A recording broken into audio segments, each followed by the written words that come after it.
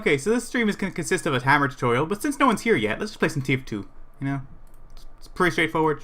Just play one around. When people join in, they'll be here. I'm going to do a very basic tutorial of hammer, just the main overview, like the stuff you get when you first start learning to do things in hammer. Yeah.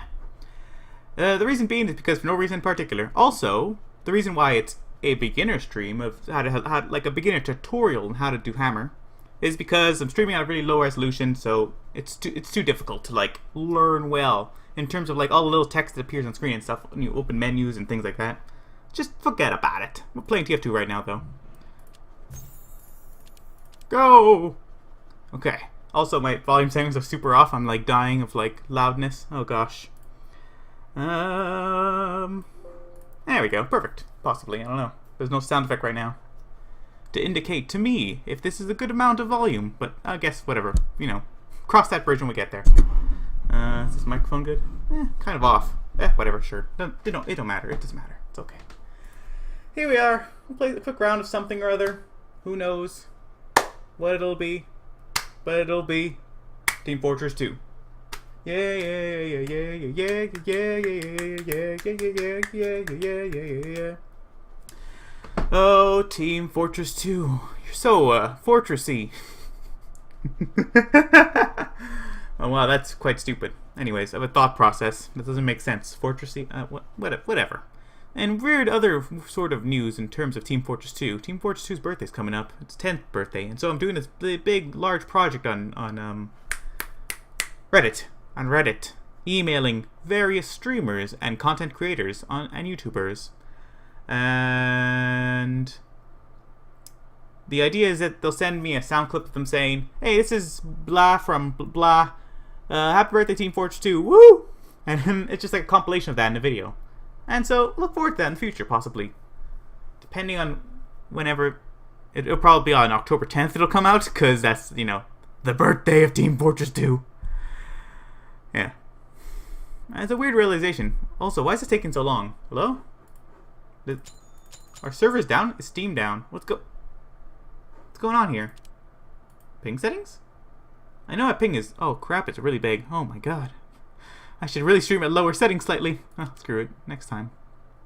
But the thing about, like, if you lower your like, bit rate, fast movements look uglier in terms of streaming.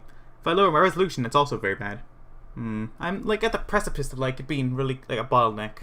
It's okay. What are you saying? Hey! You didn't upload the new Everything Explained video. Oh, that's 2 days from now. Yeah, at the time, I like in the last live stream, I thought it was going to be that Monday, but it turns out it wasn't. And I didn't realize that I left a gap in terms of upload dates for a whole week, and I apologize for that. Yeah, but it's tomorrow, not tomorrow, the day after tomorrow. Wait, no, yeah, tomorrow. Yeah, tomorrow. It's tomorrow. Tomorrow's Monday. Today's Sunday. Anyways, let's play some TF2, and then yeah. But the other thing I said I was gonna do. What's going on here? I'm a medic apparently. Let's go forth. Oh, that doesn't look good. Okay, well that's okay. Should I pick this up? Oh, it has nothing in it. Although, I now have a snazzy sort of medigun. It's orange and lit up like some sort of... What's usually orange and lit up in life? The answer? Lava. Yes, it's a lava-flavored medigun. Hey, Lamo! Hey, recruiting time is fun time. What are you saying? At least I got a Psychonauts for free, indeed. So people who are if people are watching this in the future or something, the Psychonauts for free thing is because there was a promotion and I posted a video about it on YouTube. But the promotion was it's a spy. What the heck? This medic's just going falls out to the wall, completely no health, but just running forward towards death possibly. But it seems we have a lot of mechs now actually. Holy crap! Where's that spy? Somewhere around here. Okay, well, that's not the spy, but whatever. Chill this guy, I suppose. Ideally, I get that health. Okay, fine. I'll just retreat for health. Oh, never mind. It's kind of... Yeah. Retreating time is fun time. Bye. Maybe I get one of those medics to heal me. Possibly. Alright. So, did I die? Why does the medigun look normal again?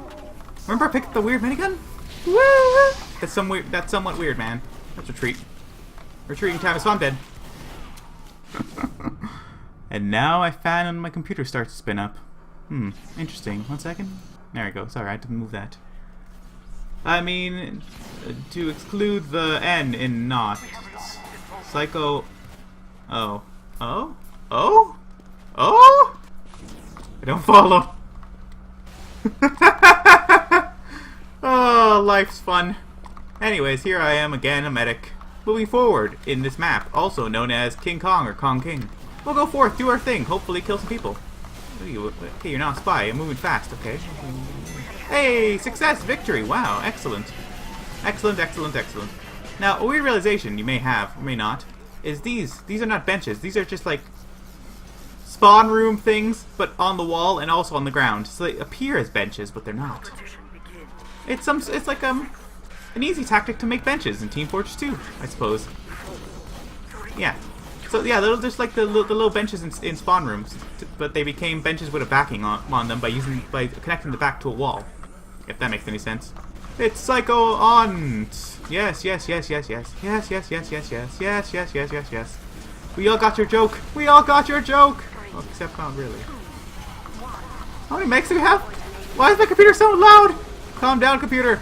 I'm also dying. Retreating time is fun time. Bye. Ouch. Okay. Let's see. What are we referring to? Oh yeah, how many mechs do I have? Just me and some other person. Or maybe there's a dead person too. No, yeah, just me and another person. Alright, so we've lowered the amount of medics, which is pretty sweet. Pretty good. It's acceptable. It's okay. It's within acceptable parameters now. Too many medics spoil the broth. You know what they say? That doesn't really make sense in this situation, but it's okay. Calm down, computer. Shh. Shh. I don't know if you can hear that, but it's basically the fan is just going full blast. Which I guess does make sense. I am like playing Team Fortress 2 at like the highest settings. I suppose that would cause the computer to become hot. Alright, so we're more or less standing over here. We have this area more or less covered. I'll heal the medic because it's very important. I have an Uber, which is pretty nice. Where'd the heck he go? Oh, there he went. I guess we'll just do this. Okay, go for it, stupid. No offense, Pyro. Okay, actually, I'm sorry. I shouldn't have said that. This Pyro is probably just a regular Pyro. And not a stupid Pyro. Ouch, I'm on fire. Put me out, please? Thank you. I'll say thanks. Alright, so we're spawn camping, which is pretty sweet. It means that we're doing very well. If we're in a situation where we could really push up. Okay, Medic's gonna die. I have to help him out. Okay, Medic, feel the retreating in your life. You got to feel the retreat. You got to channel the retreating power that I'm like a master of, right? And you got to also retreat. Where did he go? He probably retreated, which is nice. Or maybe he died. In either case, it doesn't matter. Although it does kind of matter. Oh, dead body. Nah. Where is everybody? I guess they're all like spawn camping, possibly. I mean, I could go after this guy in the regular sense in terms of like Uber sawing them. Where did they go? They go that way. All right, here, have some health. There's an Uber, so you should probably retreat a little bit. Come on, other medic, you got the feeling of retreating. Come on, what are you doing? What you doing with your life? Retreat a bit, just a bit. Not a lot, favorite girl, just a little bit. Come on, you're on fire. You gotta retreat. Sometimes you gotta retreat. He did not retreat. He's dead. He didn't learn to retreat. The ancient art of retreating. You know what they say, though. I also died. Retreating time is fun time. You have to retreat sometimes. That's how it goes. And the medic didn't know. And so he suffered a death. A death at the hands of a pyro, and also whatever else was around at the moment in time, a couple moments ago. What the heck? Oh, sorry. I thought the ground was a little too red for my liking for a second there. That was weird. Never mind. I swear I'm not high or anything. That was a little weird. Ouch. I don't want to be on fire, so I'm going to retreat. Wow, watch as I move backwards and shoot. Oh my god, it's some sort of like miracle process that keeps you alive. Holy crap, who would have thought about such a thing existing? Alright, let the medic heal me, man, please. Please? Nope. Okay, no retreating time. Retreat on dead. Darn. Alright. So, nice hat though. Well, not really. Manco hat. Also, I think the whatever glasses you get for free as well. So if you if you recommend an account. Alright, so we won 2 rounds in a row. I believe this is now over successfully. GG, I'll say. But there's probably gonna be salty players regardless. Even though I said GG, which is the most. You gotta say it's a nice thing to say. It's positive. It's happy. It's nice. Regardless, the enemies are gonna be like, oh man, this guy is totally bad mannering and then BMing, you know. It's a weird shorthand for bad manners, BM. And they're gonna be like, oh man, he said GG. What a dick. Oh. And I wasn't trying to be a dick there at all. I'm just saying GG. See, swearing randomly. Oh well. Hey, an item. Thanks, Valve. Huh. All right. Also, recently I got another item. Check it out. It's pants. I got some pants. I got some Dome Man pants. Hey, it kind of matches. Oh yeah. Let's do this. Oh. Ooh. Oh. Ah. Yeah. It's a good mixture of things. This is pretty good. I like it. Baggy pants mixed with like a sash and a 3-sided hat. Pretty nice. Pretty all-rounded, well-rounded outfit. Definitely an outfit that goes together. I must say, I will say, and I have said. And so we shall move on. Is anyone here yet? Do we have like viewers? Can I move on to the hammer tutorial? Oh, do we one person? Well, two people, I guess. I imagine. One of which in chat, the other one just viewing. Interesting. Alright, I guess we're playing some more Team Fortress 2 in this Team Fortress 2 stream, rather than doing the main event, which is what I want to do. Oh well. For now, you know, if you're watching this on YouTube, skip ahead if you want. Your life, man. Your life. Go! Alright. Proceeding forward into the next match. Let's go have some fun! Let's go have some fun! Have some fun! Fun! Yeah! I don't know what I'm saying. I am just in general happy. I'm just in general a happy human being as well. And so we're going to do happy things, such as play Team Fortress 2 and sing. Yeah. There's nothing much to say here. I guess we could just, like, zone out into non-existence. And feel the breeze in the air. Even though there's no breeze in the air indoors. How sad. Hey, if you're watching a stream outside, feel the breeze. Feel the breeze. Feel the breeze of the wind, unless you're in a hurricane. Then retreat. So, in the news, there have been 2 horror hurricanes that have ravaged the land of the near the equator sort of area. Let's say in the western hemisphere. No, it's not hemispheres for west and east. It's in the northern hemisphere, I believe, and on the left side in the Americas, I imagine. Yeah. So, more or less that area. And for those people I say, hope you're alright. I am in a random class. Oh, well, I chose Dome Man. Should we play? I mean, we just got a new outfit. Look at this guy. Similar outfit. Doesn't understand the whole complexity of the trifecta hat, though. Oh, crap, wait. Oh, no, the round didn't start. Sorry, I thought it started for a moment there. I was like, oh, crap. What am I doing? I'm some sort of scrub lord waiting in spawn, not actually doing things. But the round didn't start yet. And so we shall move forward towards victory, or whatever. I don't care. Hey, lamb. Oh my god, it's the guy with the ugly hat. Every server has one of them. It's so bad. Why, Valve? Why? I don't. It's not. Can I put a grenade through this doorway? Oh, I can. Oh yeah. We're spamming the outdoors. Nice. That's a good detail. Now I wonder if you could put a grenade through the other doorway over here. No, there's nothing here. There's a doorway down there, but I mean, it's a glass in the way. You can't. Let's see. Anything else of interest that exists within this map? Well, there are these flashing lights that are flashing, and they're lights, and they flash. Self-explanatory. Some bullets on the wall. Wow. Impacts in Team Fortress 2. Nothing much. Ooh. Alright. So we're a Dome Man with a sword of sorts, 8 Islander reskin, and Target, I suppose. So we're more defensive. We don't really good. It's not the most optimal loadout. Ideally, you use stickies if you want to be good in Team Fortress 2, but we're playing for fun. We have a bunch of stickies here, for example, which will kill us heavy. Likely kill us heavy. Not necessarily, but maybe. No, he's Ubered. Just gotta wait for the detonation. Come on. There we go. Perfect. Now I hear a sentry, but I don't see a sentry. I did see the okay, don't worry, I'm retreating. It's okay. It's alright. Hey! Hey! Time to retreat some more. Ah, perfect. You know, retreating time is fun time, man. That's how it works. Also weirdly worth noting, someone just get double dunked? some weird factor, something at play here. I'm in a very light room and the screen is kind of dark, so it's hard to see to a degree. Come on. And slam! And welcome to the jam. Darn. Didn't work. It says you're going around here somewhere. Let's just spam it a bit. See what happens. Just to see what happens!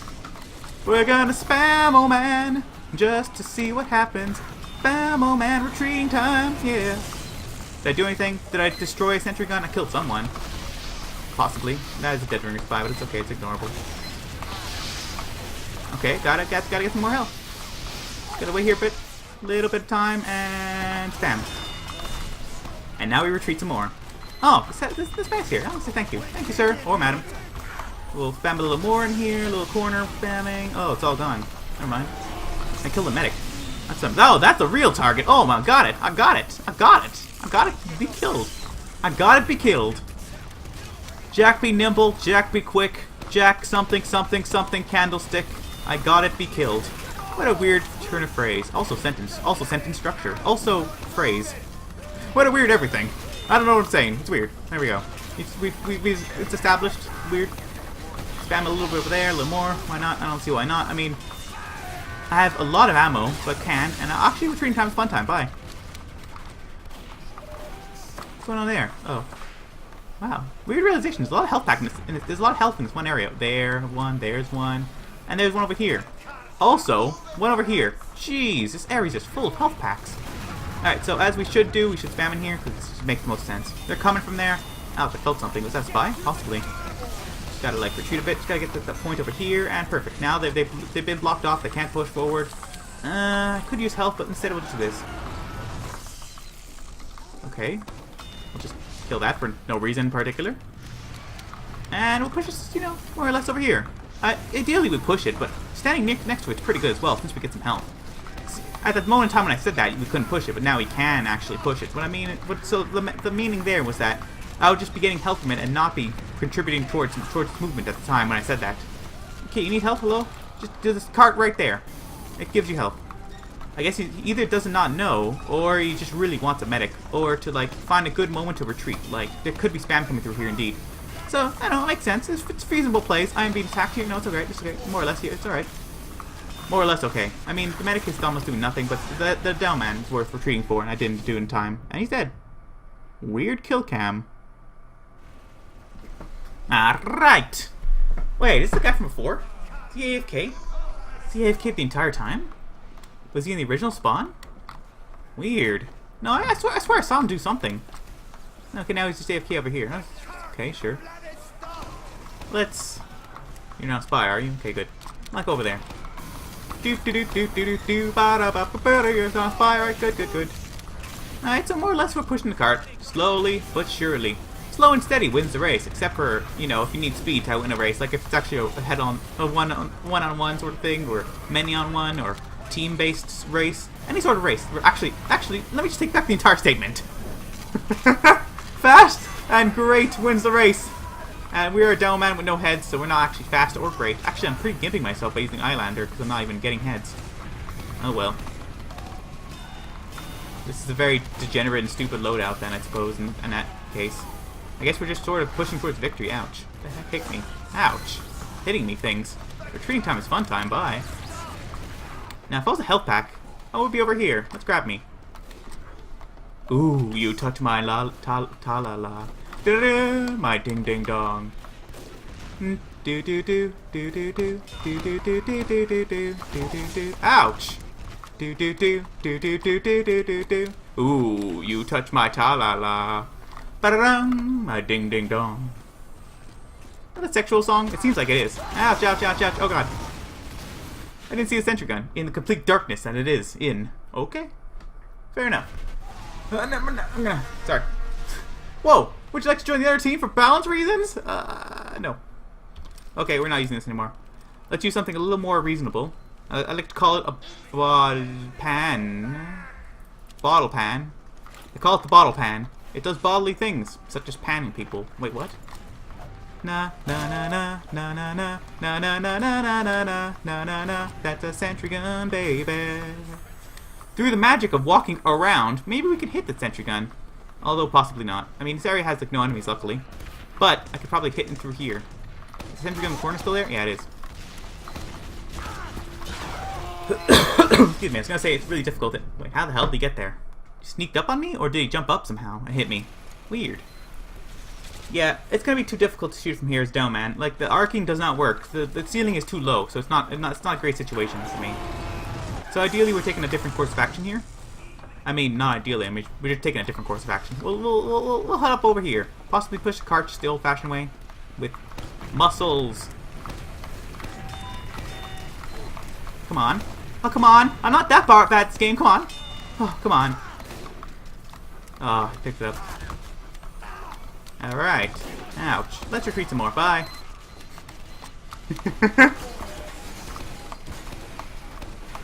Okay, I'm not hitting this guy for beans. Let's just wait for this health pack to respawn and sort of go forward, I guess. If I could just arc these shots and make them actually connect better. Ah, man. The Scrub Lord Heavy got me in the end. Maybe if I aimed for the, what's it called? Like boundaries, basically boundaries of a door frame. If I aim for the door frame so that the grenades would go on the ground, then it could have dealt more damage better. But more or less, it was a bad angle. Nothing occurred very well in that situation. There are enemies here. I probably should not just go head on in. The heck? Something amazing occurred. Someone like is following or something. I don't know. I can't see. But thank you, sir or madam. Let's see. If I was a dome man, where would I be? If I was a sentry gun, I'd be over there, clearly in the door. All right, I got a new course of action, new idea. Oh, I hit someone. Sweet. Alright, so that's forgettable. We're gonna shoot some spam into this door. 1, 2, 3, 4, and then retreat. And then come back and do it again. 1, 2, 3, 4. I'm probably being attacked. Gotta retreat. So it requires focus, but you know, a mixture of focus and retreating is like the optimal mixture, gotta say. That's spy. I hit a crit. Hopefully it hit something. It did not. So we'll spam over here a little bit. I mean, there's gonna be enemies there eventually, right? Eventually. I mean, eventually, right? I think it's down, but it's hard to tell. Something is occurring there. It's bad. I don't want to push this too far because there's like a sentry gun right there. Okay, none of these shots are working. None of this thing is working. Gotta retreat. I am dead. Never mind. Ouch. This guy's a fake golden wrench. What a faker. Faker! I say. Faker! Life. Okay, so, whoa.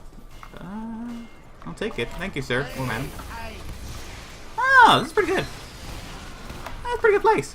Pushed up very well there in that area. Sentry gun still there. I see. Alright.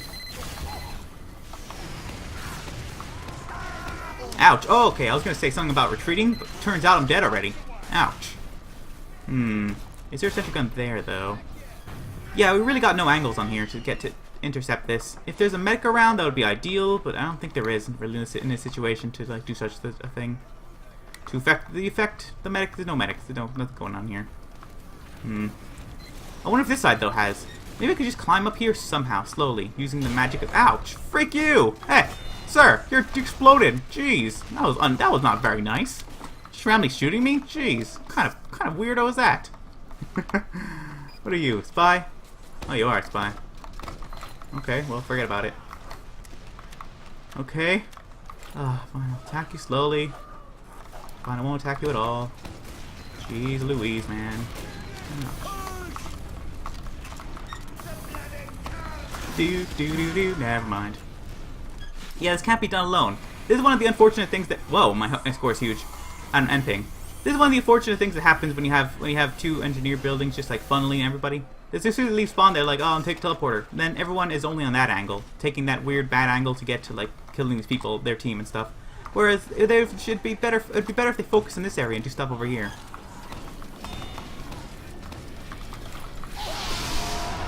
Ouch. That was slightly painful. Still slightly painful. Bye. Okay, maybe not. Maybe not bye. I can't hit it. I can't hit its way for a swerving person for crap. Darn. So I was gonna take the right path and just sort of rocket jump up. It doesn't seem viable. Let's see. All right. If no one's here, I might as well take it. Okay. Can you people like I don't know? Ouch! Dying. Jeez. What happened? Okay. Let's go over here. Ouch! No! Oh gosh. Seriously though, do we have a medic? No, we don't. Can like a spy go in there or someone? I can't do it from this angle. I can't do it alone. I can't just solo this team. I can't. Okay, good. The sentry, the teleport went down, which is excellent. That means people will take different paths towards the front lines. They'll actually make progress, possibly. Well, that heavy took a lot of damage right there. Did I say heavy? I meant pyro. Seems alright. Ideally, though, I put a grenade down here and actually rocket jump. It's going to be difficult, though. Come on. There we go. Kind of worked. Kind of worked. Stuck here. May fall. Maybe not worked. Perfect. Alright, let's get this freaking area down. Getting grab. Spam, spam, spam.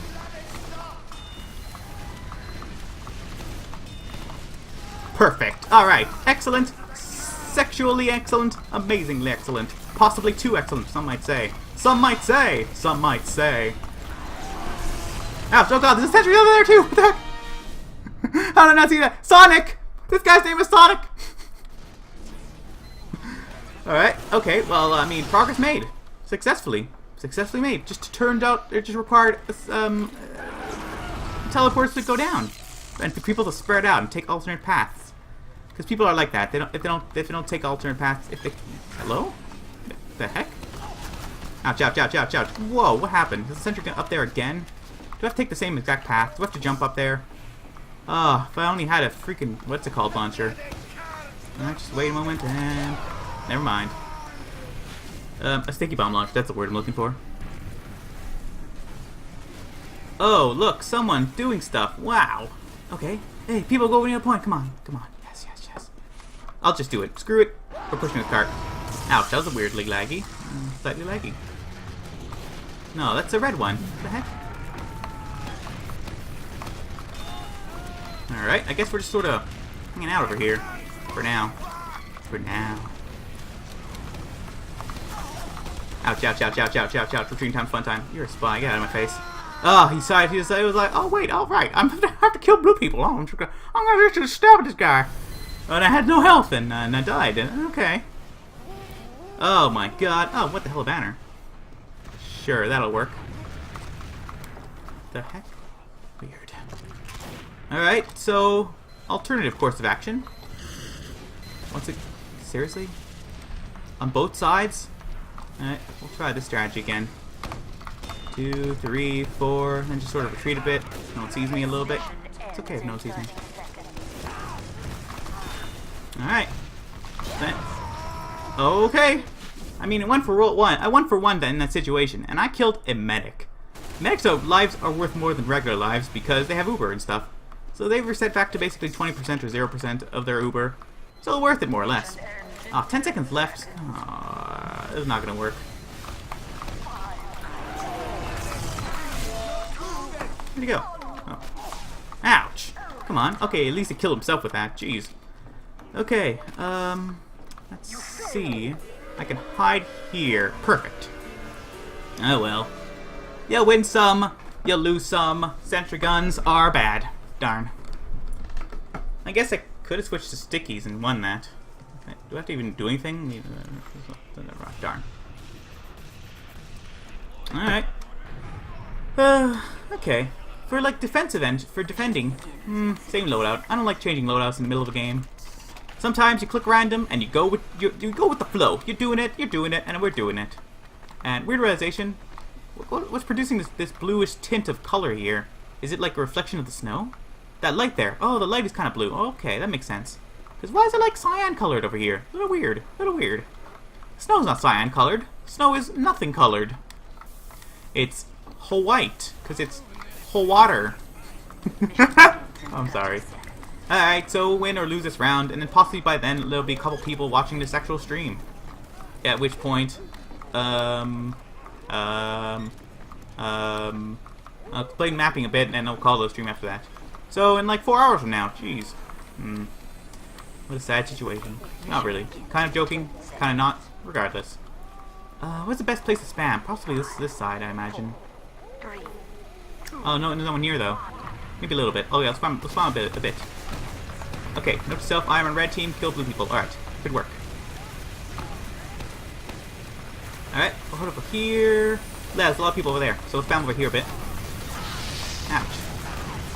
Okay, the nearest health pack is here, which is pretty sweet, pretty nice.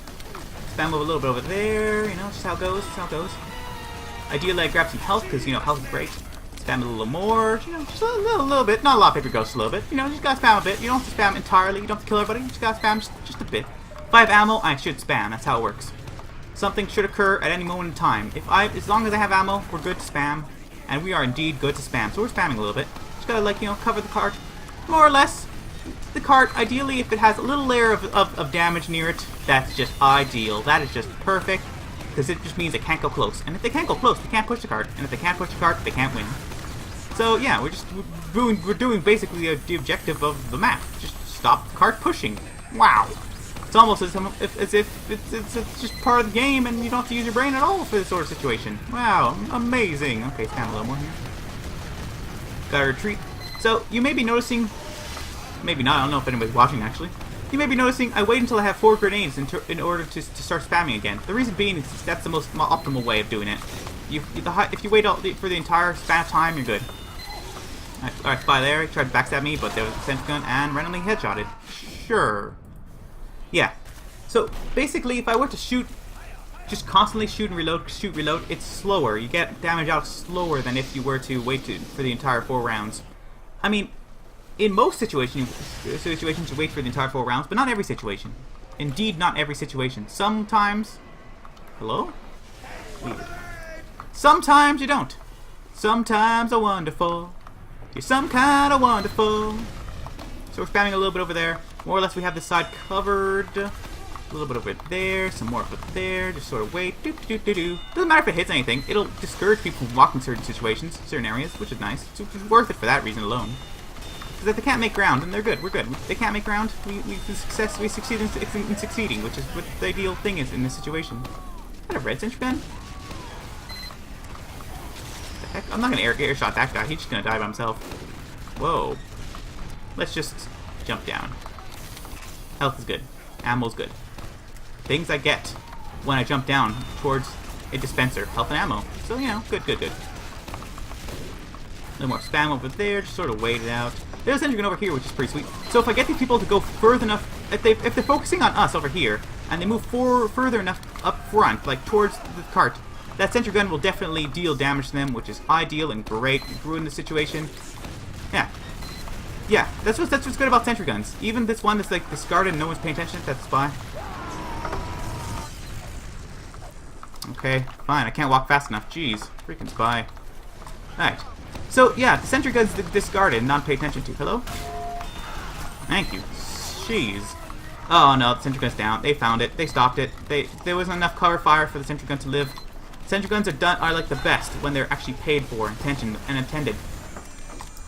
When there's teammates around, a sentry gun can excel. So that's how actually we lost the last round, pretty much. They were really around their sentry guns. So we'll spam a little more here, retreat a little bit, get a little ammo, just, you know, do a little bit. Do a little dance, make a little love, get down tonight, etc., etc. Except not really get down tonight. This is not some sort of porno. Jeez, get out of here if you're looking for some porno. Porno! Instead, we're just doing our thing, pushing some carts, making sure some carts don't get pushed. Actually, yeah, not pushing some carts. That was the original goal. What's happening over there? Okay, so we're about to win actually, which is pretty sweet, pretty excelente. Excelente. I'm about to die. Retreating time is fun time. Bye. I'll just sort of grab casually health pack, casually grab the entire health, almost my entire health in one hit. Oh, that's great. Oh, okay. Ooh, whoa. Things happening over there that are dangerous. Ideally, pick up some health. 3. Overtimers. No, you don't. No, I'm just standing near the cart. F you guys. Screw you guys. Stop it. Stop it, your cart pushing ways. The evil cart pushing ways are not to be handed over. Yes. Victory. GG. Successfulent! I say, successfulent! Which is not a word. How you gonna do? Hey, Lamo. Hey, Lamo indeed. Hey, looks like I'm the most awesomest person on my team as well. Huh. Wow, who would have thought that the streamer person would be the best on their team in a pub game? Huh. It's almost as if that happens all the time. Wait, what happens if they're both 50-50? Aw, man. They're not anymore. Oh, let's see what happened. Alright, let's gather. Alright, on to this feature event of the actual hammer tutorial sort of thing. No one's here still, unless they are, but they're sneaky and they don't say anything. Excuse me, burp. I imagine people are not watching this stream because, side note, I think the charity event is occurring right now. Well, maybe not. I haven't done any research on tip of the hat. Excuse me. Oh man, so many burps. Sorry, I'm very, very, very disgusting, you know. Sorry. Let's investigate quickly. Because if it turns out I'm being a dick by streaming at the same time as a charity event, then I really have to apologize because I didn't realize. So let's see if such a charity event is occurring. I swear it's one of those weekends. Is it this weekend? Could be. I mean, it's Sunday today. Let's see. That's not a charity event. Wait, live clips. There we go.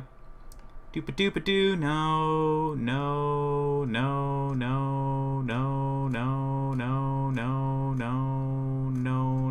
Yeah, so I don't see a tip of the hat.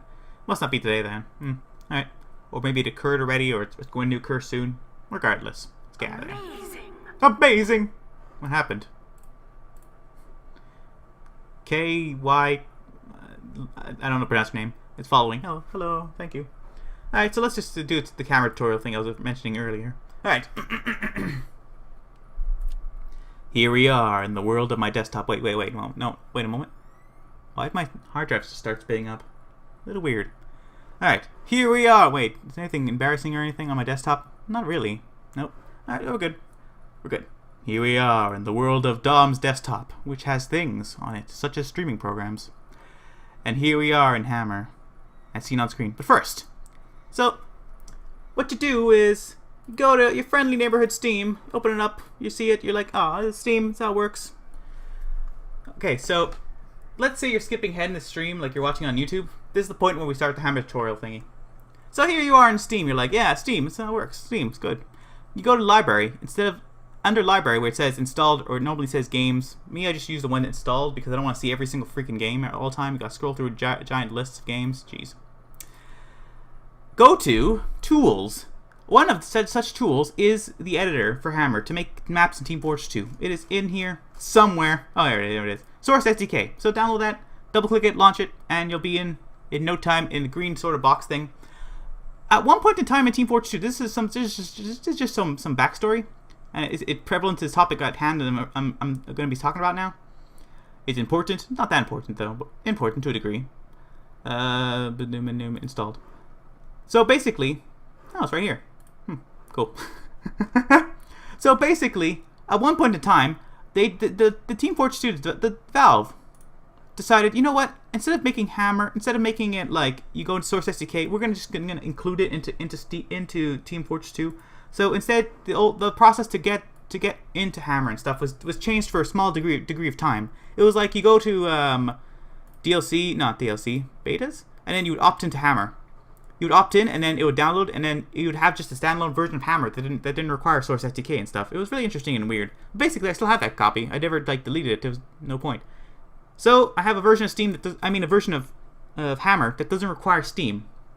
And so they don't have to open it, the Source SDK and stuff. But, you know, for the regular human being, that's what you'll be doing. Opening Source SDK and then open it and sending it to multiplayer version or Source 2007? I don't know. But I think MP, the multiplayer version. Anyways, you launch Steam and you'll be into Hammer. They say launch Steam, I meant launch a Source SDK. And you're at Hammer. Eventually, you're in Hammer. Here's Hammer. Here's how it looks like. It's a bunch of grids, a bunch of things. You have things, you move things around. To center things, at any time you want to center things, it's Control A. You'd think that would be select all, but it isn't. So here we are centering things. Let's move this aside. I don't need this. Well, I do need it to know that I'm still streaming, so I'll put it here. So let's start with the basic overview of what happens, what's occurring, how this tool works and stuff. Oh wait, can you see the mouse? Can you see? Yes, you can. Perfect. Excellent. Great. Amazing. Extraordinary. Orgasmic. I'm sorry, I'm not a very good teacher, apparently. Okay, here we are in Hammer. On the left side, there are tools. This tool is just you point and click things, like basically unselecting tools, the topmost tool. The second most tool I never use. The third most tool is the camera, never use. The fourth one... I'm sorry. The fourth one, it's to place down entities. When you place it down in the world, you could put it down, click enter. Hello? Isn't it enter? I swore it was. Maybe it's, you click exit? Ah, screw it. Then I'll just do it the other way. Screw it. The next most tool is the brush making tool. It's probably an official word for it, official name, but whatever. So we select an area on the grid and we produce a brush. This is the brush. Team Fortress 2 is created. Is mostly consisting of brushes and entities. And there's some leeway in between the existence of things being multiple things at once. It's hard to explain, but we'll get into that momentarily later on. This is just a basic overview of Hammer. Here we are in Hammer, and this is just a brush I created. It's a ground. Now we select said weird tool. It's like a peg and place it on there. There we go. Now it works, because you needed a surface. Okay, that's how it works. This is Gordon Freeman, as seen on screen. That's just the way it works, unless you install some sort of, I forget what it's called. Basically, for making maps in Team Fortress 2, there's like a kit sort of thing you could install, but I'm just going off of like vanilla Hammer. This is vanilla Hammer, so we have Gordon Freeman here, who is green for some reason. This is nothingness. This is a nothingness in Team Fortress 2. This is an entity. Entities are things, such as brushes, but not brushes. There's only really entities in brushes, okay? Here's an entity. How it works is, you spawn it in, and you change what it is in this menu here. I just double-clicked it to open the menu, but alternatively, you could like right-click here and click Properties. Same sort of thing. Same sort of thing. From here, you change what things are. So, it's supposed to be not this. It's supposed to spawn as something else, but it spawned as the right thing. I think they updated it at one point. Basically, for Team Fortress 2, this is a spawn point, an info player team spawn. So this, you can't see the text because it's really low resolution, but this says info tier blah blah blah blah. What I just said. So you have some properties. You got names. You got team. You got match summary. What the heck does that do? I forget. Lose, winning.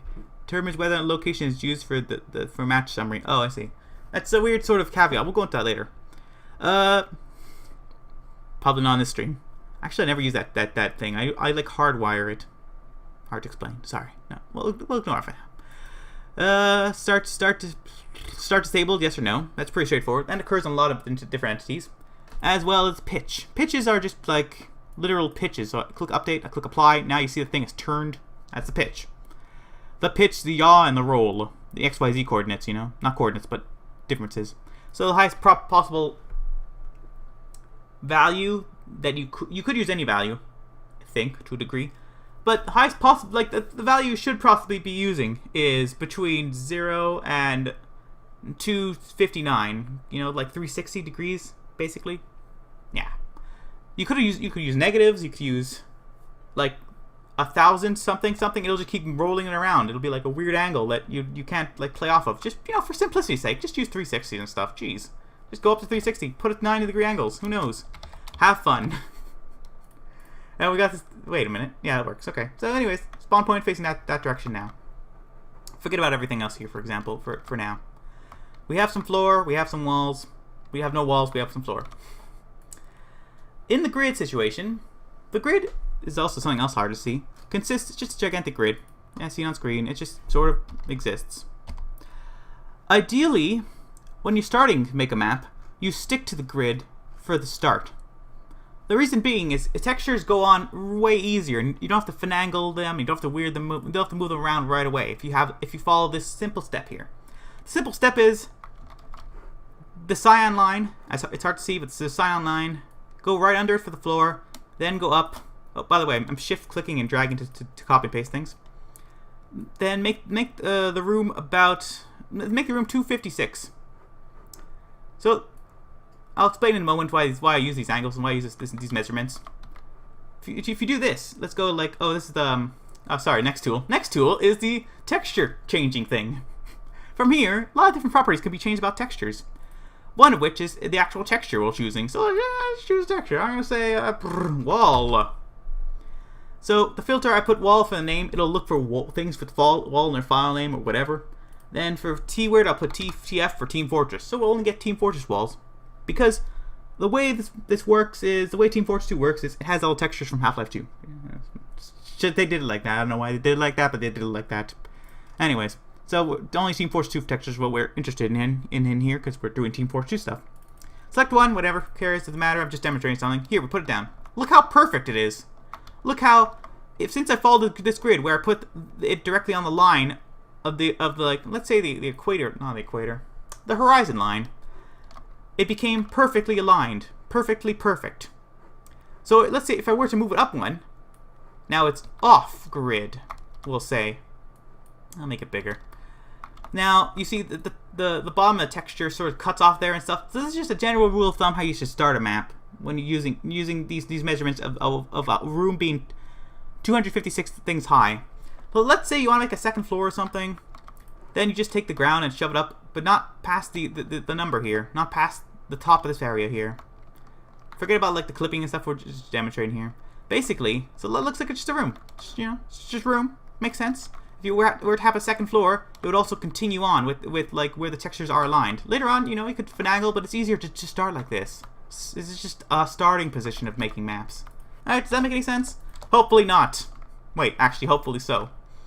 I guess we'll get to the next tool. This tool, it's just, you select the texture, you click the button, bam, everything, I mean, you select a brush, and click the button, everything, it'll become whatever you have selected on the right here, basically. So the floor has become this ugly wall texture. Well, it's only ugly because it's repeated. It's a pretty nice wall texture, but it became that. This is something I never use almost. It's like overlay tool. You put overlays on things. Hard to explain, but basically some certain textures, just search by overlay. Or decal.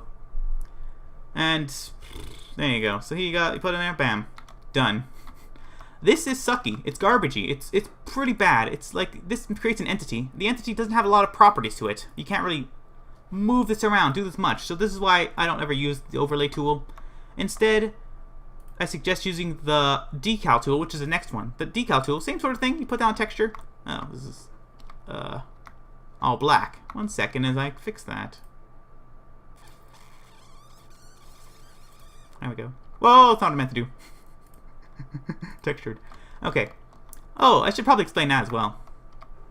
It's a weird side note. What the heck? Why is it all selected like? Oh, right, because I'm selecting it. Makes sense. Oh, yeah, things are highlighted when they're selected. Pretty straightforward. And it's self-evident. I don't know if I had to explain it. I guess I did, because I just did. Pretty straightforward. Alright. The difference is, look at this. Overlays are amazing. Oh, look at the things you can edit. You can edit everything. Here, all this stuff editable. So it's better, man. It's better. Trust me. Would I steer you wrong in the explanation of making hammer maps in Team Fortress 2 and stuff and Hammer and stuff? Blah. Good. It's good you trusted me. By the way, what I did here was, in the top left corner, you could select a different camera type. So it helps you see different things. The first three are just basically what the other grids are on screen. And then you have like wireframe, which just shows you wireframes. You know, they're all useful in their own way. Flat is just flat, no textures. Then you got textured, and then what I had was polygon texture thing. It sort of adds like a layer of coloring. Hard to explain, but it's basically the same as texturing, except certain things will get messed up, like, for example, that right there, the overlay up on the ground, the decal. And so it makes it so different angles are different amounts of lit up. For example, top one here actually looks exactly the same for me right now, but yeah.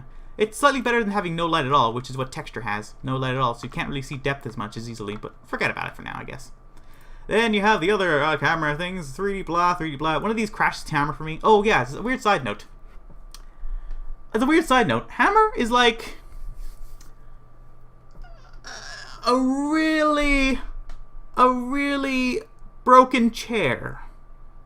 So, but you still sit on it because you know it's your chair. It works for you for sometimes, but it's a broken chair nonetheless. So sometimes it'll just be like, you know what? I'm a broken chair. You're falling on the ground today. You're falling on the ground today. Yeah. What I'm saying is, for this weird metaphor, it doesn't make any sense. What I'm saying is, Hammer crashes a lot, so save often. We're not going to save it all because, what the hell? YOLO! That's why. Okay, you got it? You got it. Anyways, back to overlays. Yeah, so you could do a lot of things. One thing you could do is go into the 2D sort of thing. Let me just change grid size. Oh, side note. Changing grid size, it's the third button. You can increase grids or decrease grid size. We're going to make it smaller so I can select things better. Zoom in here. I'll click this button. Here we are. Move this thing around. For now, it moves perfectly around. It works. It stays to its axis. It stays well. It stays okay. As a weird side note, when moving textures around and stuff, they could stay how they are. Like they could stay this texture. It looks like how it is. When you move it, it moves with it. No, let me explain it slowly. I move it upwards. The texture stays in the same place. So yeah, I'm doing Control Z to undo. So yeah, but then there's these two buttons here, TL and TL with like lines next to it. I don't know what these buttons actually are. For some reason, Hammer sucks in terms of like you can't hover over things to see little descriptions. Yeah, basically, once I have that select those buttons clicked in, I can move this texture around and everything stays the same about it. So I'm physically, see, look, I just dragged everything upwards. It became pushed upwards, like disgustingly, disgustingly. Good times. Let's undo that, because no one likes that. Don't ever use this tool until like the very end of your map making. Jeez Louise. Anyways, what I was getting at is, while moving overlays, it's the same sort of thing. You could do this sort of thing. I think this overlay in particular it just always stays connected. It never like leaves its grid. Or maybe I'm confusing something for something else. Regardless, basically, what I could do is grab the side of this and push it outwards, make it longer. Wow. That she said. I don't know. So I've created a longer thing. It repeats because it's a pretty good overlay texture, like a decalc texture. They made it well, so you can continue on and have this stripy hazard thing continue on the surface.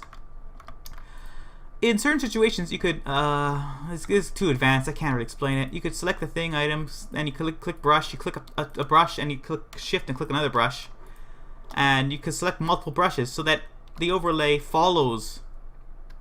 It follows from one surface to another, if the surface if it makes sense, or if it's displacement.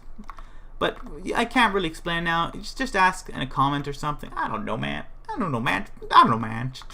It's too hard to explain. Too hard to explain for now. We're doing basics. This is the basics here. Basic course. It's 101. Don't have time for that.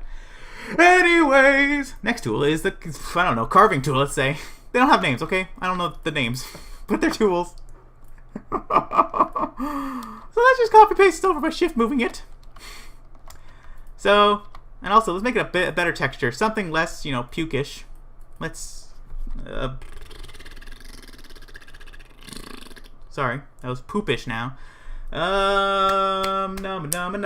Metal. And this metal. So there you go. So this makes a little more sense. It works. Well, it's not hard to see though. Screw it, whatever. Here we have a metal surface. Actually, yeah, let's make a tool texture. I'll just make it a tool texture. Easiest thing ever. Tool. Wait, did I say tool? I meant a testing texture. Maybe I shouldn't use a testing texture. Let's go tool. Or maybe I could use developer textures. I probably should use developer textures, but we're lazy here today.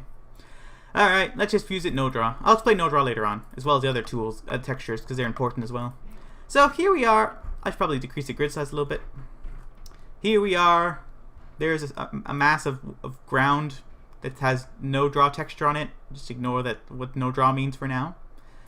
Decrease the size, move it around, Have fun, just, change things in the grid. This top view, by the way, over here in top right.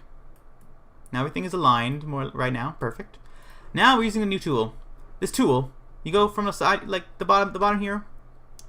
Bottom left square is a side view of this thing. We'll see in real time and momentarily. Selecting said tool, select a brush first, like I have right here. See how it's not lit up? Now it's lit up. Then select the tool, then use it. What this does is cuts out pieces. So let's say I want to make like a perfect, sort of, not perfect line, but yeah, a line that's like double the powerfulness of going sideways than it is going upwards, basically. Whereas a line like this would be equal going upwards and sideways, if that makes any sense. So we selected it, we click and enter, and now we've created this nice slope. A very beautiful slopey slope. It slopes. What can you ask of slopes other than sloping? That's all they gotta do in life. It's gotta slope. So we've created a nice slope. It's hard to see because yellowness. It's a slope. It exists. It's there. Whatever. That's basically the gist of it. So you can do some cool things like this. Like let's say let's copy this over, make it into a square again. So now it's a rectangular thing. Then I'll decrease the grid size. Increase the grid size. Nah, decrease it. We'll select the carving tool again. Shut up, carving tube. Come on. Be cool here. Be cool. Be cool. Okay. Then we'll go like this. We'll go followed clockwise in like a grid sort of pattern. Just look at what's on screen. Have fun with this. Corners, first one, second one, blah, blah, blah, blah, blah. We're creating a circle. Very simple circle, baby. Well, I guess a circular prism of sorts, not a circle, because it's all 3D space and stuff, right? And we successfully created a little thing. It's pretty straightforward. Ideally, in certain situations, like if you're making a log, for example, use a prop instead. But this is just basic brushwork. Basically, we've created this nice, beautiful cylinder. It's a good cylinder. It does its thing. It works. It's happy with its life as cylinderness, as a cylinder, and yeah. As you see on like the top right, the right grid, because it creates a lot of lines in the grid because it's a bunch of cuts. So there we go. You got the idea, the basic idea of like this carving tool. I mean, I'll demonstrate a little more. We'll move it a little bit. Create another one. Let's move on to a non-tool tool sort of thing. You just go Control M. Control M, important, very powerful tool thing. It puts this thing on screen. What this does is either rotates, scales, or moves using these XYZ values. So basically you do rotate, you go on the Z one, you click 90 degrees, and you're done. Bam, you created something to turn 90 degrees to the counterclockwise. Counterclockwise 90 degrees from top angle, basically. So I could do it again, 180 degrees or 45 degrees. Those are like the main numbers you could remember easily off the top of your head and create these nice sort of angles. It's pretty straightforward. But basically, yeah, I've created a 45 degree angle thing here. What we're going to do is line it up with this other one. So now we've created a sort of weird cross section. Going to continue with the carving tool idea thing. And this is, basic things. Go in the corner of this brush. Go like that. Remember, it's the white side that's kept. Go like that. Does that sound racist? Side note. The white side is kept.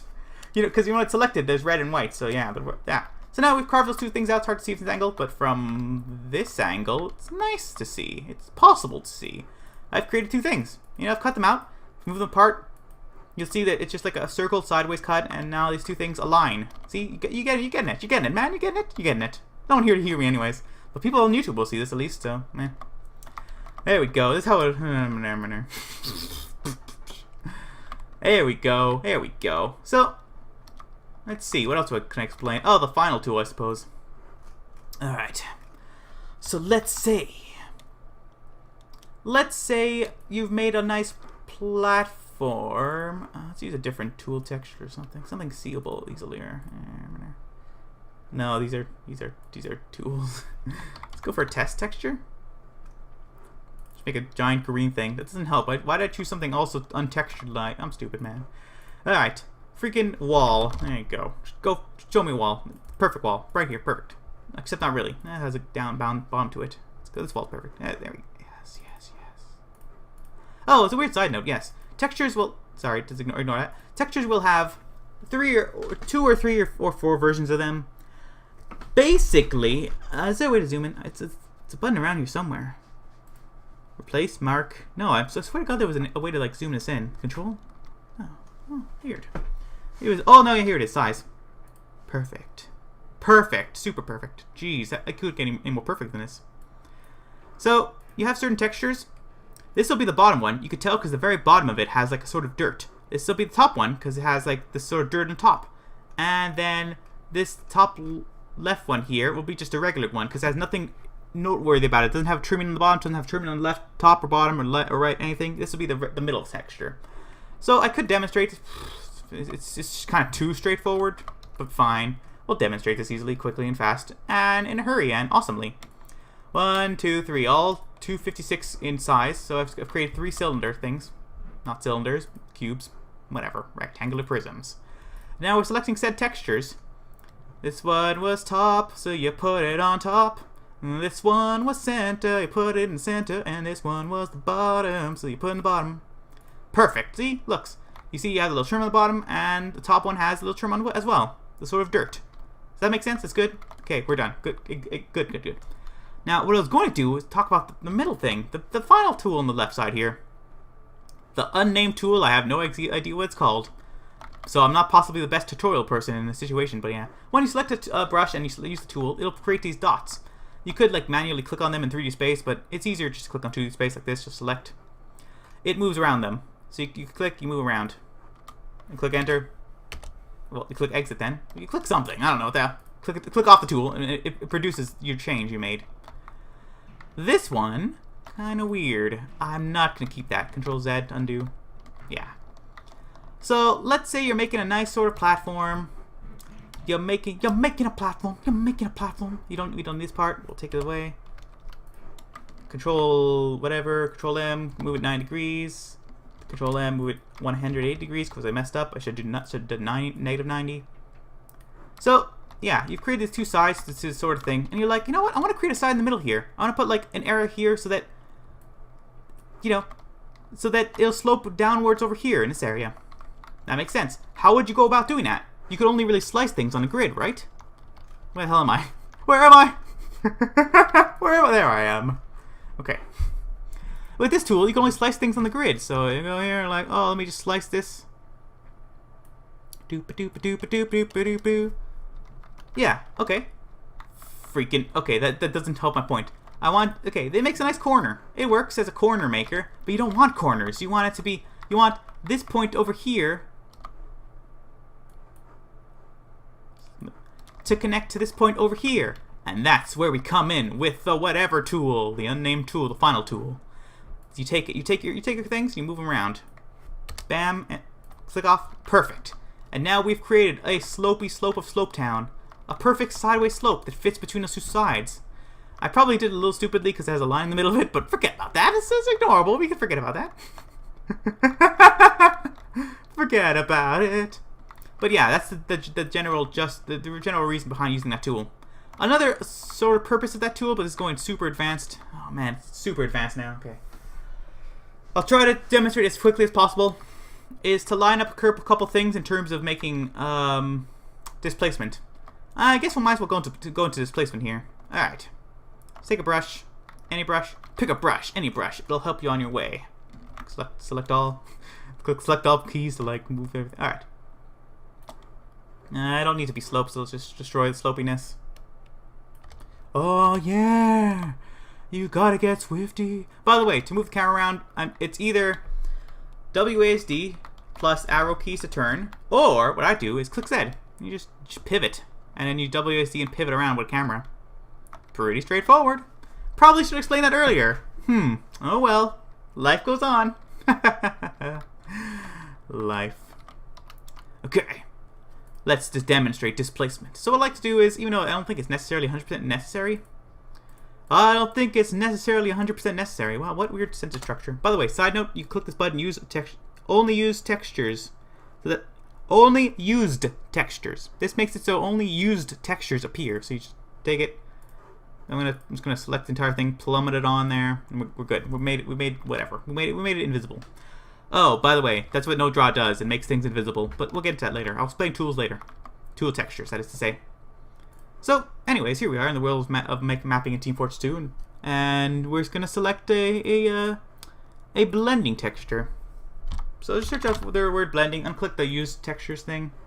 Here are blending textures, and I also put in the word of Team Fortress so I could like, you know, find Team Fortress 2 textures. All of these are blending textures. You can kind of tell because some of them have like two different sides to them. I might as well zoom in and show it better. You see it's two different textures in one. We'll select, I don't know. Also these lies. These pictures lie like crazy. These are not the right textures.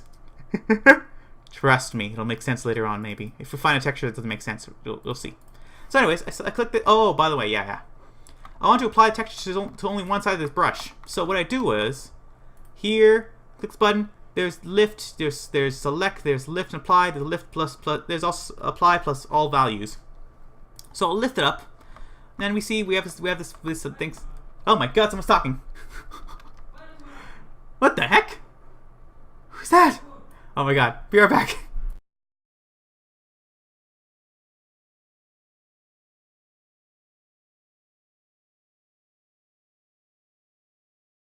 Weird.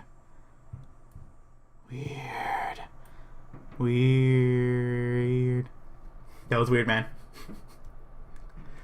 I don't know if they were talking to me. There was like some sort of, yeah. Maybe it's someone outside? Let's take a break and drink some water here. Weird, man. I still streaming? As a weird side note. It seems so. Let's mute this. Open Firefox. It's good water. Delicious.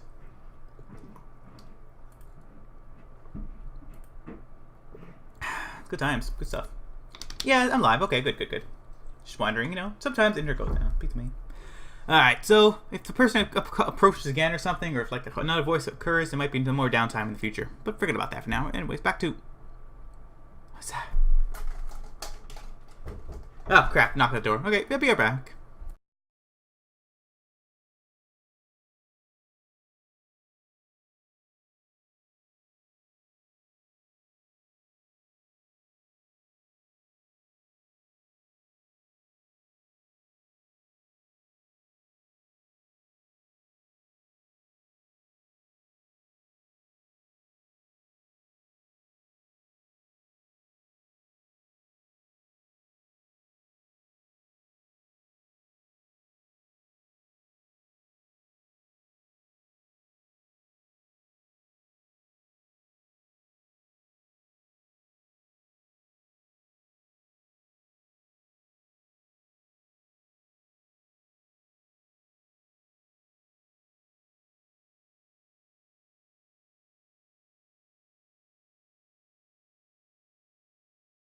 Okay, I'm back.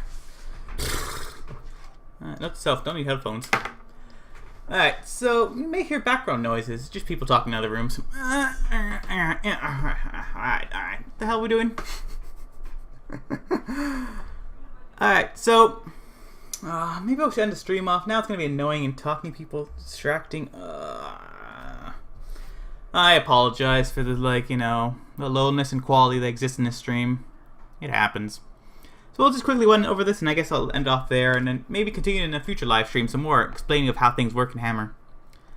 Because this is a very basic tutorial. Like, I don't know if I can go any more basic than this. It's just the most basic. Jeez. Like, all these buttons on top, they're ignorable. Why would you ever click an undo button when you have Control Z? Okay, whatever. Forget. Back here. I probably should move that to the side again. Moving this over here, where it was before. Anyways. Yeah, no one's watching the stream. You people watch on YouTube, so it's okay. Well, you other people, not the people here, because there's no one here. Anyways.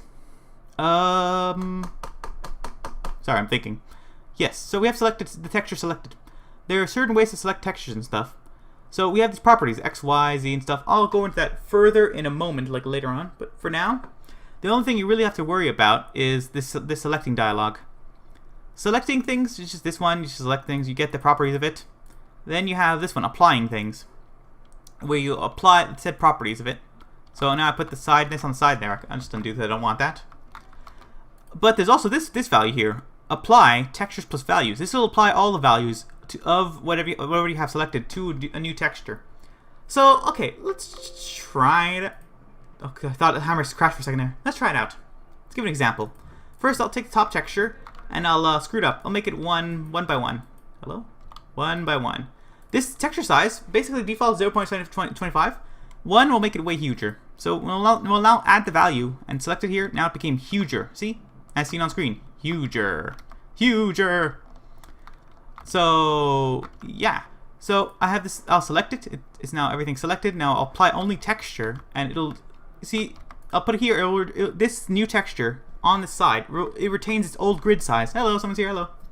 I'm explaining Hammer in a tutorial. Watch the entire thing on YouTube in like a couple weeks or something. Or watch the stream over from like the beginning later on Twitch if you care to see the beginning.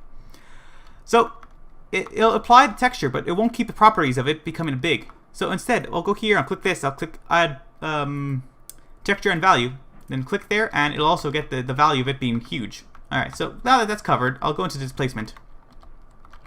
To apply displacement, you select the texture or multiple textures. Yeah, let's do a corner. Let's do some fun. Let's have some weird fun here. Wait, does it? No, yeah. Top one plus control and select another one. So now I'm selecting two sides. Go to displacement and click create. And then the grid size is there's 2, 3, and 4 available. 3 is just easiest to work with, so 3. Now we've created displacement.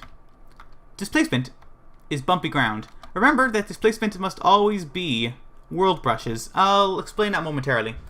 Okay, might as well explain it now. World brushes are just what I've created. They're all world brushes. They have no properties to them. They don't do anything. So water, glass, tools, certain tools like, yeah, certain tool textures and displacement, what I've just created, has to be, not necessarily, well, some of them have to be, but some of them are, I don't know. I'll explain the details later.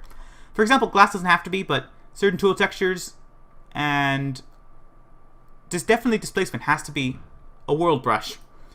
To create a non-world brush, you go select something, Control T, and you've created by default a function detail. Function details are just like details, they don't cut viz leaves. But I'll get to that later in a possibly future live stream. Oh my god, that's like a barrel of worms. Explaining viz leaves is going to take a million years. Basically, in Team Fortress 2, in Source Engine games, there's culling and it uses viz leaves. Okay, we've gone down a rabbit hole, I can't explain it further. Basically, I've created, this is different than everything else now. This is a function detail. If I highlight something else, these are just world brushes, but this one, different. It's a function detail. So anyways, what I'm saying is, this displacement can't be function details, or otherwise it screws up, you can't render the map. Back to doing displacement, let me go back to selecting these two brushes.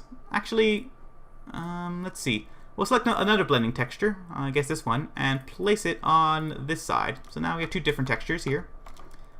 I should change this back to its original grid size of 0.25. Oh, come on. That's what bugs me about the hammer, is if you have the mouse off the screen, it does not work. So anyways, 0.20, whoops. 0.2025. Then place your everything, bam. Alright, perfect, normal, good. What are you saying, chat?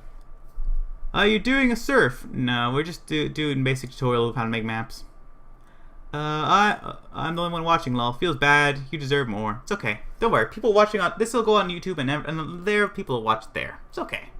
It's a very basic tutorial for beginners who know nothing about nothing in terms of making maps in Team Fortress 2, and so they'll learn here, possibly.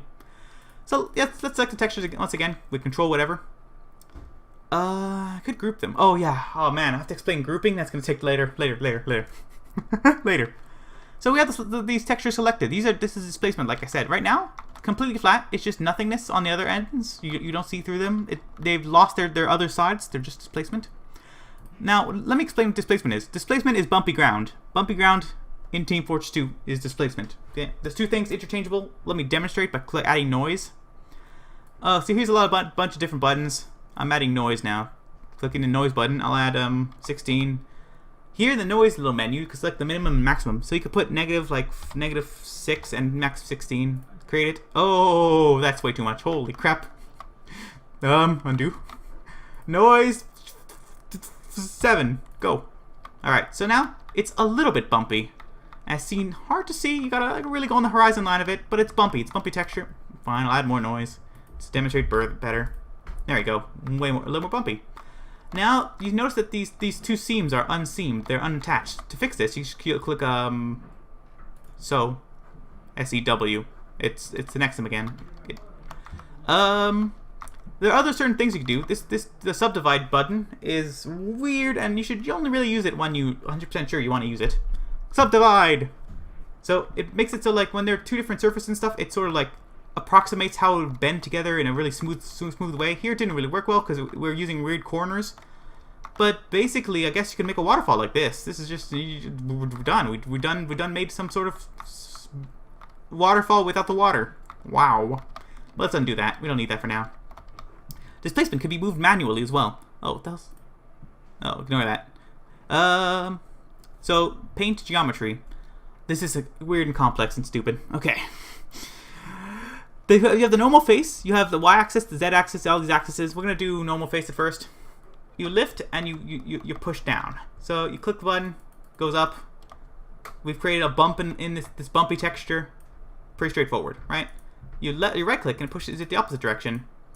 So I could change the XYZ and now I do it again and now it moves a different way, moving upwards, it's moving leftwards. See, as seen on screen, it's kind of bumpy and weird to see, hard to explain. Yeah. And that falls through. That falls for z-axis. Z-axis will move it left and right. Heck. Oh no, that's up and down. My bad. So yeah. So since I have these two faces selected at once, I can move them both at once like this, just like moving up. It's really bad and messy and bumpy, but forget it. We're tutorialing here. It doesn't have to look nice. With these two sliders, you can increase the radius and increase the distance traveled. Ideally, as you lower the distance and increase the radius, because then you can make some nice little terrain sort of thing, little bump like that, little mountain. Looks okay. You gotta like fine tune it later on and make it something nice when you feel like doing it, when you have time, you know. Map making is mostly like 10% how to do it, and 90% you have to have a lot of free time. That's all. It's just free time. It's not difficult at all. At all. It's just very time consuming. So we've created these little, you know, straightforward displacements created. It's just a floor you could walk on. And yeah, done and done, pretty much. Other things worth noting is you could change these three buttons here. Probably very hard to see in this low resolution, but yeah. For physics collision, hull collision, and ray collision. Ray collision's lighting. Basically, it makes it so light could go through it like it's nothing. Hull collision is, I think it's people. Physics is physics. Hull collision is people and other things, so you could walk through the ground if you want. But it's not really important. We're not doing anything. We're not messing with these things right now, so it's okay. So the attributes are changeable later on. You can also select these things to like make it so you don't see the grid when you're selecting something, or you also don't see the color up. So this may help in certain situations, not be able to see the grid. You can see the texture a little easier. But anyways, we like seeing grids here. Moving on, another tool is the Paint Alpha. Since I chose blend textures are specifically two textures in one, if that makes any sense. So we'll blend them. I probably should go back and take away the grid part for this, actually, yeah. Let's blend them. Back to Paint Alpha. So you have like a little box, you select different areas on the grid, on the weird triangle shaped grid that we don't see anymore. Just right click. It turns it into the other texture in that one area. So this texture, it's two different colors, it's two different textures where like a mountainy area, a mountainy thing, and a dusty sort of sand thing. So if I just, you know, move around and click this button, it'll turn to sand. So maybe it's easier to show on this side here. So yeah, turn to moss, and you right click and it turns back to stone. So this is how you get these nice blending sort of texture things in Team Fortress 2. You just move around the mouse and do some stuff. Now changing it back to the mossy. Let's say I want to make the bottom mossy. I just go like this. So it'll alternate between the two textures that exist within the texture, this blending texture. So the bottom part will be mossy and the top part, whatever, middle part, whatever. Pretty straightforward. In terms of the actual tool itself over here, you could do change the brush size pretty much, and the value changes how much you're changing it from one to another. Brush size is literally brush size. I don't know why they made a weird scroll down menu for this. It's not really necessary. They could just made it left and right, whatever. So I don't know. It makes it really weak and demonstrate, I guess. See, now it takes a million years to change from one texture to another. I'm still doing the same thing, but I lowered the value a lot. So if you want to really finesse, you can do it there. Anything else? Invert alpha, pretty straightforward. It inverts the two colors. That's what inverting alpha does. Pretty straightforward. Did I say colors? I meant textures. There you go. Remove faces. That just destroys everything, I think. Oh no, destroy does that. Remove faces does... Actually, what the hell does remove faces does? I'm not doing that. I'm not clicking that. What are you saying, chat? Achieved with spores. Oh, sorry, I'm really tired. Source TM. Kilo Philipper video reference where a poker fun at source obsoleteness. It's not very obsolete. It's pretty okay. Source engine pretty holds up well to a degree. They're making it go. They're making it go places, especially when Source 2. Well, Source 2 already came out. Well, Source 2 has more cool things in it. You know, it's what kind of sucks is Valve, since they make money off Steam so much. I'm not gonna throw shade here. I'm gonna try not to throw shade at Valve here. Throwing shade means like dissing them or like insulting them. They make money from Steam. They don't need to make an engine like the Source engine anymore. I guess they're making that card game. They're not really working on much things right now. They're making Team Fortress 2 updates. They're making mostly they're focused number 1 Dota, number 2 CS:GO, number 3 everything else, and number 0 is the new game they're working on, Artifacts. That garbage. Oh my god, a Dota card game. A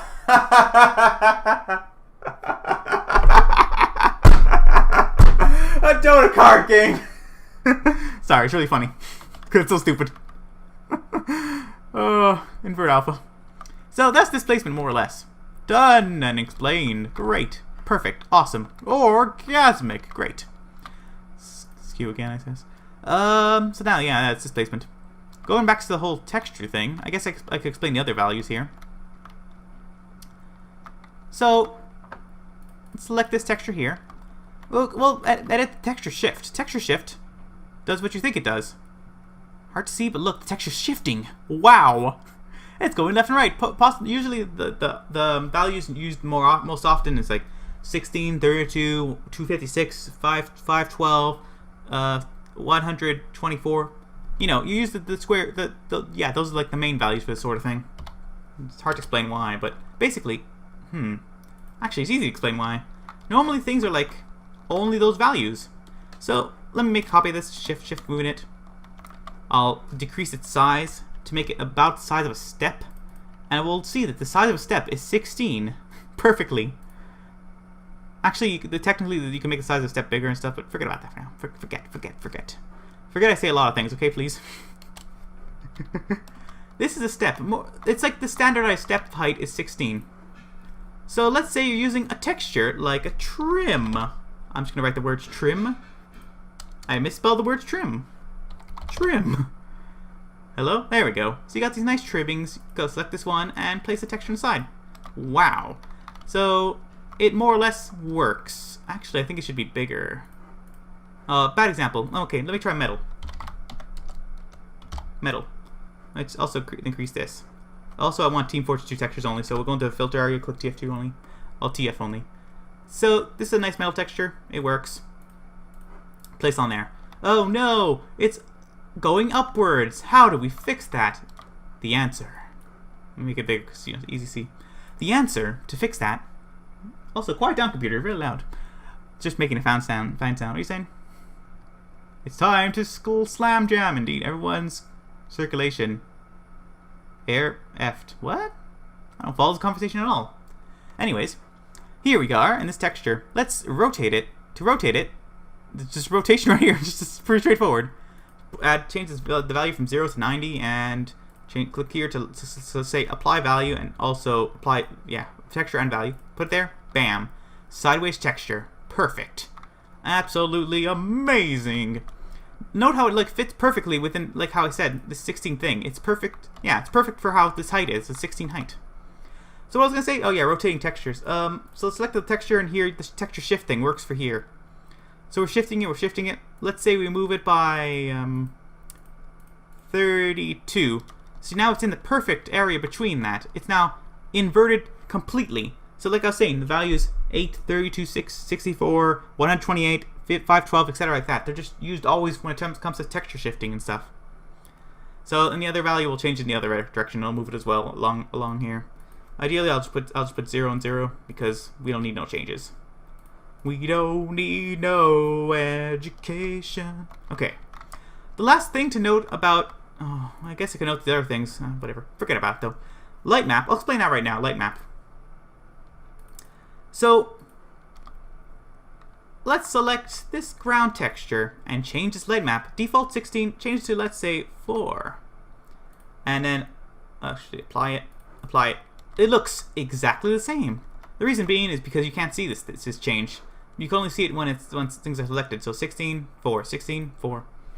We have to go here and change to light map. Where is it? Light preview? That's not it. Ray track preview? No. Light map grid? There we go. So now we can see it. We can see this grid is smaller than this grid over here. Because this grid is 4, while this grid is 16. The reason why you make it smaller is because it helps... It makes things more crisp and nice in terms of shadows. The way shadows work is they shine light on a texture and it renders and stuff. If you have a lower value, you'll have more differences between a lit up area and a non-lit up area and a partially lit up area. So you get a less blurry shadow lines if you use lower textures, like lower numbers for this, like what I'm just doing, light map scale.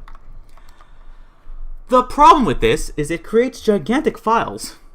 So only do it on like the surfaces that you'd benefit from doing it on. Unless you want to make like a really sexy map that's like too sexy for you, man. So never go to like a value of 1 because that's just ludicrous. Look at this. The grid is unbelievably small here. It takes up so much space. Let's say this area here of texture, it takes like, I don't know, this much space. It's like as many squares as the small area here in the corner. So that's just for, you know, examples here. I'm just saying, don't do that, man. Don't do that. Be cool, man. Be cool. No, not what I meant to do. Whoops. Select this again. 16. Yeah. Go. Apply. You're back to normal. Perfect. Switch back views here. We're going to switch back to textured. Alright, what else? Grouping things is pretty fun. So let's say we have a bunch of props. Most props in Team Fortress 2 are prop statics, but they could be prop dynamics, and I'll explain that in a moment. Was there something else I was going to explain? I forget now. Oh, this? No, that's pretty straightforward. I explained most things about textures now. So here's a dude. It's Gordon Freeman. You can tell because he has like the goatee and the glasses. We'll make him into static. Freaking static. Prop static. Go. He now isn't nothingness. He's a cube. And we'll go into this. Is just going to be really straightforward, really simple. I'm not going to explain all these values because it's just, this is the very beginner tutorial. Go into world model. Select the world model. Here is an error. Instead, we're going to make a nice sort of oh, by the way, this is like a file structure sort of thing here. Basically, go all mods because it's just easiest. Then you click topmost one because it's easiest. And yes, you check subfolders. I'll choose something with multiple textures, I guess. Like, not multiple textures, multiple, yeah, textures. Spy. Let's produce a spy here. A fake spy. By the way, Team Fortress 2 characters are also props to a degree. It's hard to explain. Yeah, just trust me. No. Not a robot spy. I want a regular spy. Oh, just search through the entire list. Oh my god, it's gonna take a million years. Where is a spy? Let's see. Quick. Spy. Weapons. The heck? Oh, weird. Spy tech? No, I don't care about spy tech things. Oh, spy tech things is like a subcategory. A lot of spy tech things are just like office props. There we go. Spy. Perfect. Here's the spy. Hard to see, but that's how it works. You can see from this menu, you can see certain aspects of the thing. Does the spy have a wireframe? Yes. Does the spy have collision? Yes. This is important because if you want to make props that block players, they have to have collision. So sometimes I spawn in like bushes or something. I'm like, you know, this bush, does it block someone? Let's find out. You click in this menu, find out if they block something. If they would block something. If not, also you can make any prop just transparent to everything if you want as well. So it doesn't really matter. It only matters if they don't have it. If they don't have collision, then it matters because you know you gotta add collision to things. No, never mind that. Just whatever. The ground just takes away the ground. Lock views, whatever. Thumbnail doesn't matter. So that's pretty straightforward. Sequences show you the little sequences and stuff about the certain props could do. This is a character, so they literally have hundreds, or at least like dozens, of like things they could do. But it's not important. We're not really messing with this. This also, same sort of thing. This is just the file names of the sequences, which is different. I think you have to use this in certain contexts. What do you say? Isn't the spy tech stuff the 2 Forts props? Yes. Yes, a lot like the office supplies and stuff is all spy tech. When they were doing the original game coming out, they categorized it like that, spy tech things. So yeah. Forget about this stuff for now. This is important though, skins. So you can see if your prop, like your mountain, your whatever, has different skins. So for example, for a spy, it'll just be the different skins, which is pretty straightforward. It'll, you know, be Ubered for red, Ubered for blue, then red. Then you have like a bajillion ones for different masks, but forget about that. For the spy in particular has a million skins because he has his different masks, like spy masks, are skins, if that makes any sense. Info gives additional info. Like this prop could be dynamic, could be physics and static, but I think it's not really applicable for the spy because it's like a player model. They put it's weird. I'm not choosing a very usual model here. This is the spy. It's not usual. So for usual models, like I don't know. There's something that equips the spy. There's the equip item here. Let's go spy tech. Workshop. There's the weapon thing. Here, spy tech things. No. Something smaller. No, that's kind of ugly. A lamp. Yes. So for this, it's a pretty usual thing. You can see it could be a static object. It could be a physics object, but it can't be no. It could be a static object and a dynamic object, but not a physics object. So here it's just pretty straightforward.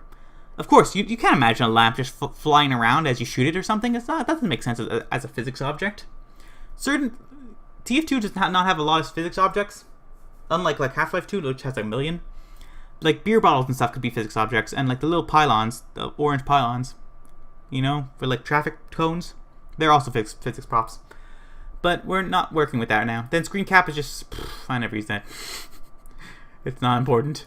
Let's take screenshots of what you're doing. I don't know. I really seriously don't know what this does. I never use it.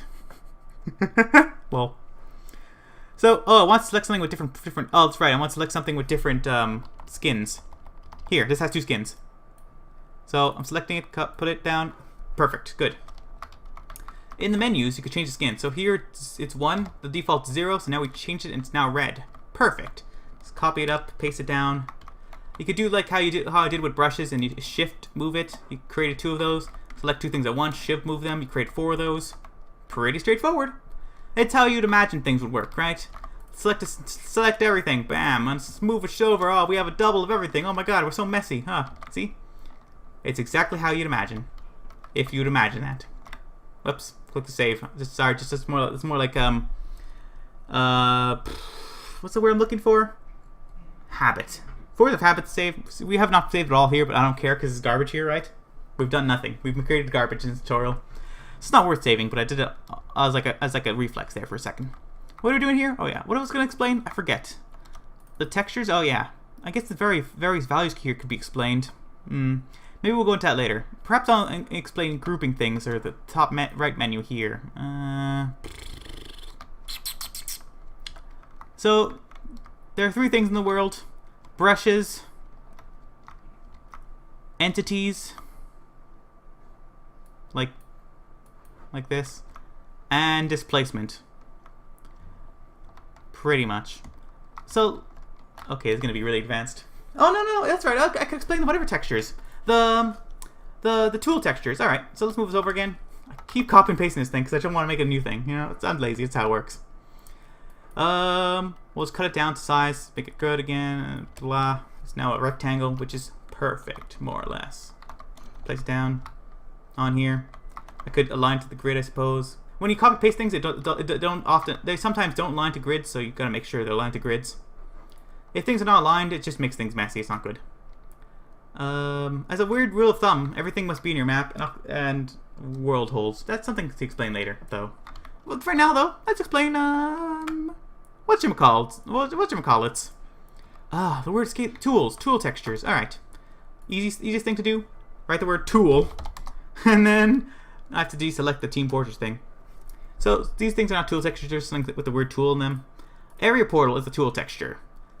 This. Oh gosh, it's gonna take a million years to explain all this. Holy crappers madappers. I don't think this is a tool texture. I never use this. Tools, camera. Yeah, it's the camera thing.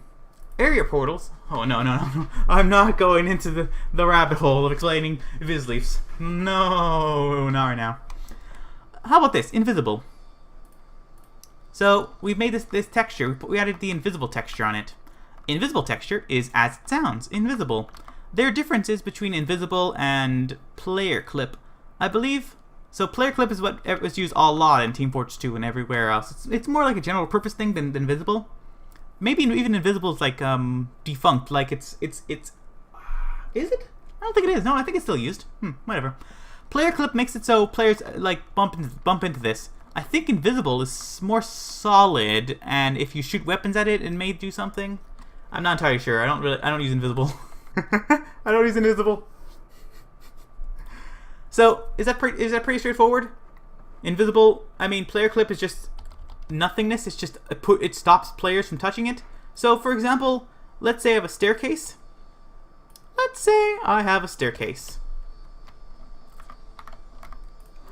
And we just move things over. Let's say I have a staircase. It's like this. It just goes like that. Bam, bam, bam, bam, bam. This looks like a staircase, right? Kinda. You kinda see how it's a staircase? Does that make any sense? I mean, it has no it has just whatever texture. Let's try grab a garbage texture on nowhere. Black. Oh, these are also tool textures technically. Black and black no fog. Black is just pure black, and it is like not affected by light at all.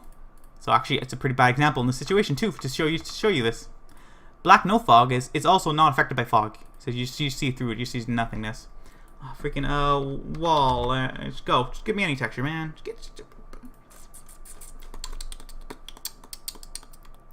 This one. Just so we could see. Just so we could see the floor. Alright.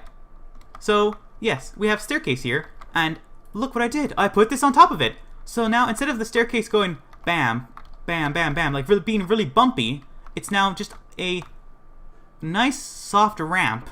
So there you go. That's a good use for the player clip texture. Moving on, let's move on to the next texture in the tool textures.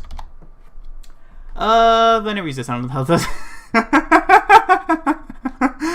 Block bullets, blocks bullets. I think the only map that uses this in Team Fortress 2 is that one training map where you're the soldier or the spy or the engineer. TR training or something. And the only reason it uses this is because the prop they used, it's a solid prop. It's a non-solid prop they use, like a bomb hanging from the ceiling. And so they use bullet block. I don't know why there's two of them here. It's kind of odd. Weird. Block light. What this does is blocks light. Congratulations. You've understood block light. So if you cast light on this, it'll appear as invisible, but it'll make a shadow on the wall. Amazing. Incredible. Orgasmic. Alright, I gotta stop saying that. I'm sorry. Clip is like player clip. I think it's defunct. It's no one used anymore. Fog, such similar like that. This not used. The hell's this? I don't even know. Hint.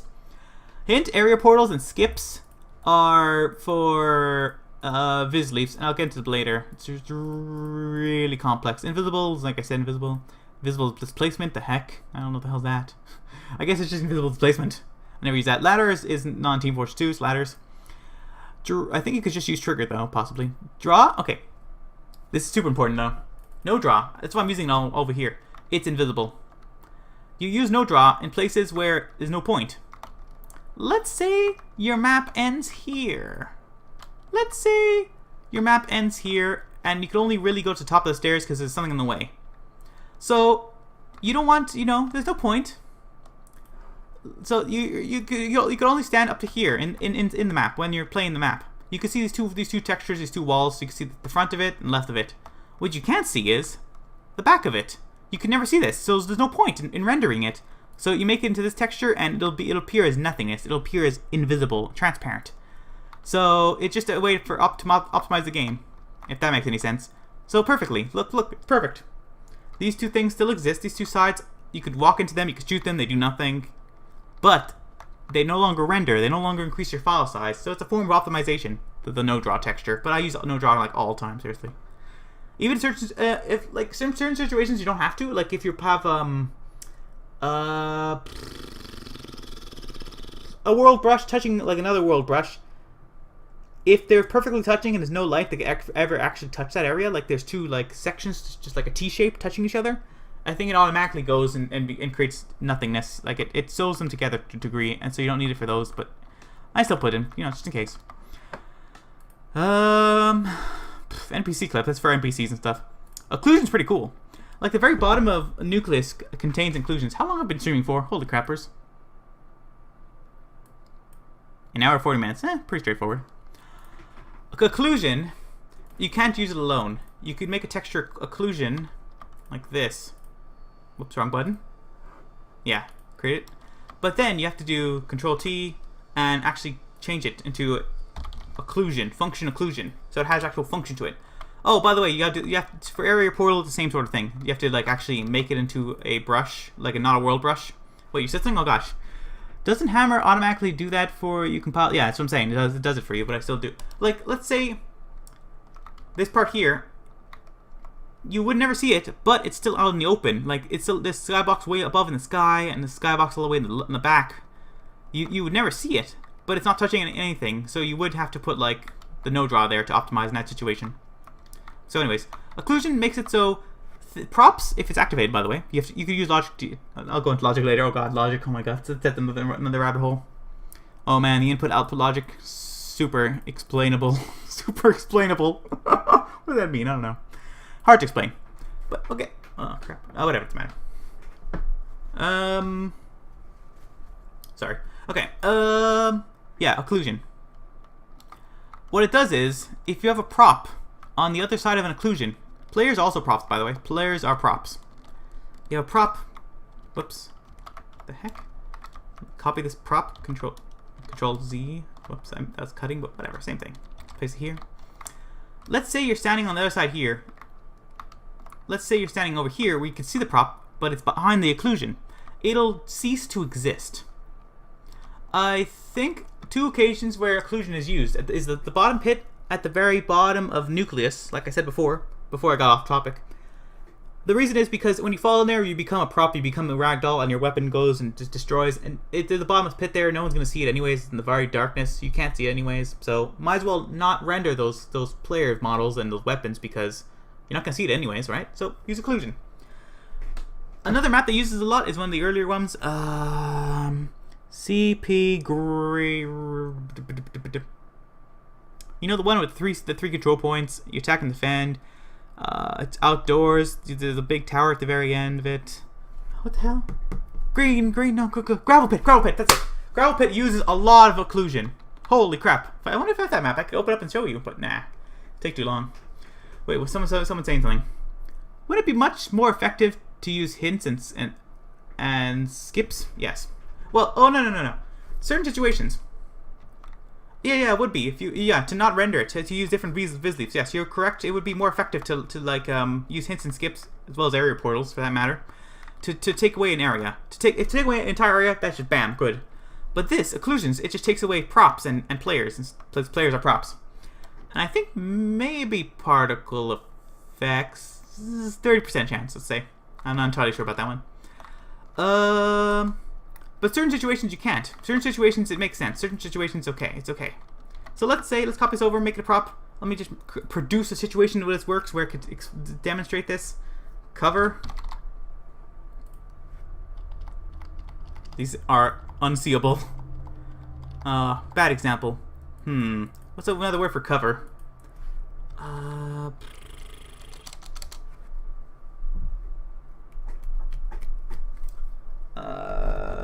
Like those metal cover things. I guess I could just produce my own. I guess mine.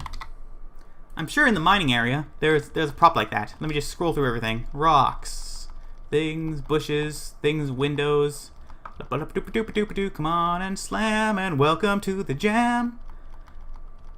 Non-transparent. Oh, I know it's not in here. Darn. Hydro wall? Possibly. I'm pretty sure hydro is like its own category, yeah, so like has a bunch of different things. So we'll search through something. Some of these are really dark to see. It's why I hate when they updated Hammer at one point, because it used to be green backgrounds where you could see everything really easily. Oh, well, I guess this could work. Although it is a prop. It could work. So, we've created it, let's say. This prop exists in the world. It's sitting on the ground, more or less. I copied and pasted it so it's not perfectly aligned, but let's go like that, set it up perfectly on 2 dimensions. Let me just move it a bit. There, now it's aligned to grid. Make another one. I'm just shift clicking to do this, by the way, side note. So, let me put them really close together. Lower the grid size, in fact. As a side note, you could click this button to either see wireframes in 2 dimensions, or not see the wireframes in 2 dimensions. See, as seen on screen. Put it really close. Just off grid. It's okay. It don't matter. Fine. It doesn't matter. See, here you have a situation where it's all in the open. It wouldn't make sense to have different viz leaves. It's just an area with cover. If you put occlusion inside of this, if you shove it in there, like some sort of shoving device that shoves things. Whoops. Oh, come on. Be cool, man. Be cool, Hammer. I'm just trimming it down. See now? Let's make it better. Come on. I'm just going quickly and just fumbling a bit. Alright, so, weird example. It's a little too high as well, so we have to lower it a bit. Good. So now, between these 2 boxes, just to ignore this part, there's occlusion. If you're standing directly behind this, and the entirety of a prop on the other side is obscured by the occlusion brush, it will not be rendered. So this is good in this situation. This is where you'd use occlusion brushes. You'd use funk occluder. Yeah. There you go. That's just that'd be the example. But yeah. Okay. Moving on to the next Tool brush. Is there another one? Origin? I never use that. I don't know what that is. Seriously. Oh man. Oh, skybrush. Blah. I mean skyboxes. 2D skyboxes. You could use either interchangeable pretty much, except if you want to use a 3D skybox, then you have to use just regular skybox textures. So we'll just use regular types. I just use always this one because why not? I mean, well, I guess there's a run reason. Let's say you have a skybox on your map. Okay, skybox is hard to explain. Oh man, this is gonna be another rabbit hole of explanations. What are you saying? Is this your means of avoiding current responsibilities? Huh? I don't know. What are you referring to? I'm just having fun streaming here. The project thing where I'm getting people to do something and send me emails? Is that what you're talking about? Or maybe you mean the jetpack minigame. Oh yeah, I have to do that too. Well, I have a lot of work. It's a Sunday night. I do not have any occupation tomorrow. Tomorrow I'll do work. It's actually a Sunday afternoon for me. Just like 5:40. Pretty close to 6. I probably should stop around 6. Let's say 6:30, I guess. Anyways. What was I getting at? Both probably. Fine, whatever. A skybox makes it so. Let's just take a nice texture. Another situation where the texture has to be. I mean, the brush has to be a world brush. I'm 100%, 99% sure. We're selecting copy paste it. Oh gosh, I've made all this garbagey weirdness. I can't really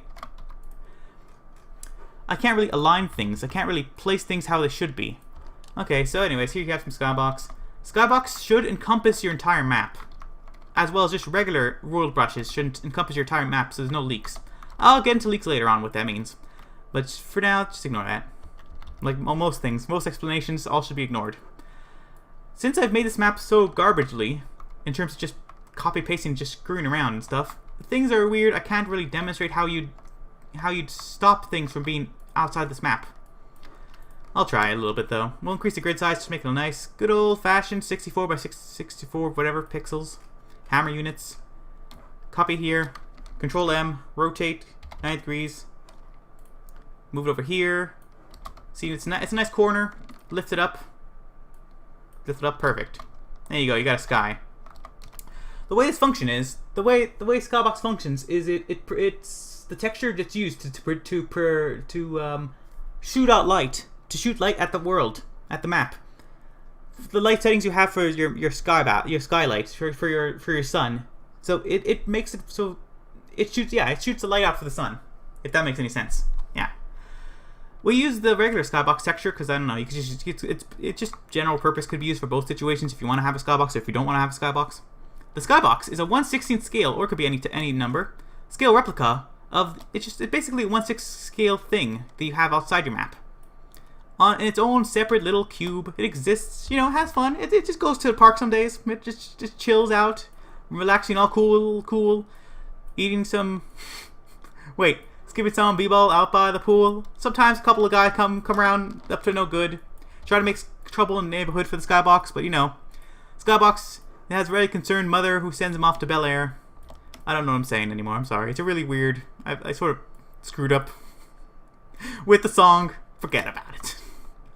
Okay, so while I was singing and screwing around, I've created this box. It's a box. By the way, you see how things are on corners like this? This is good enough. That's all that matters. You don't have to have things sealed in differently than this. This is a perfectly airtight seal, despite it being cornery like that.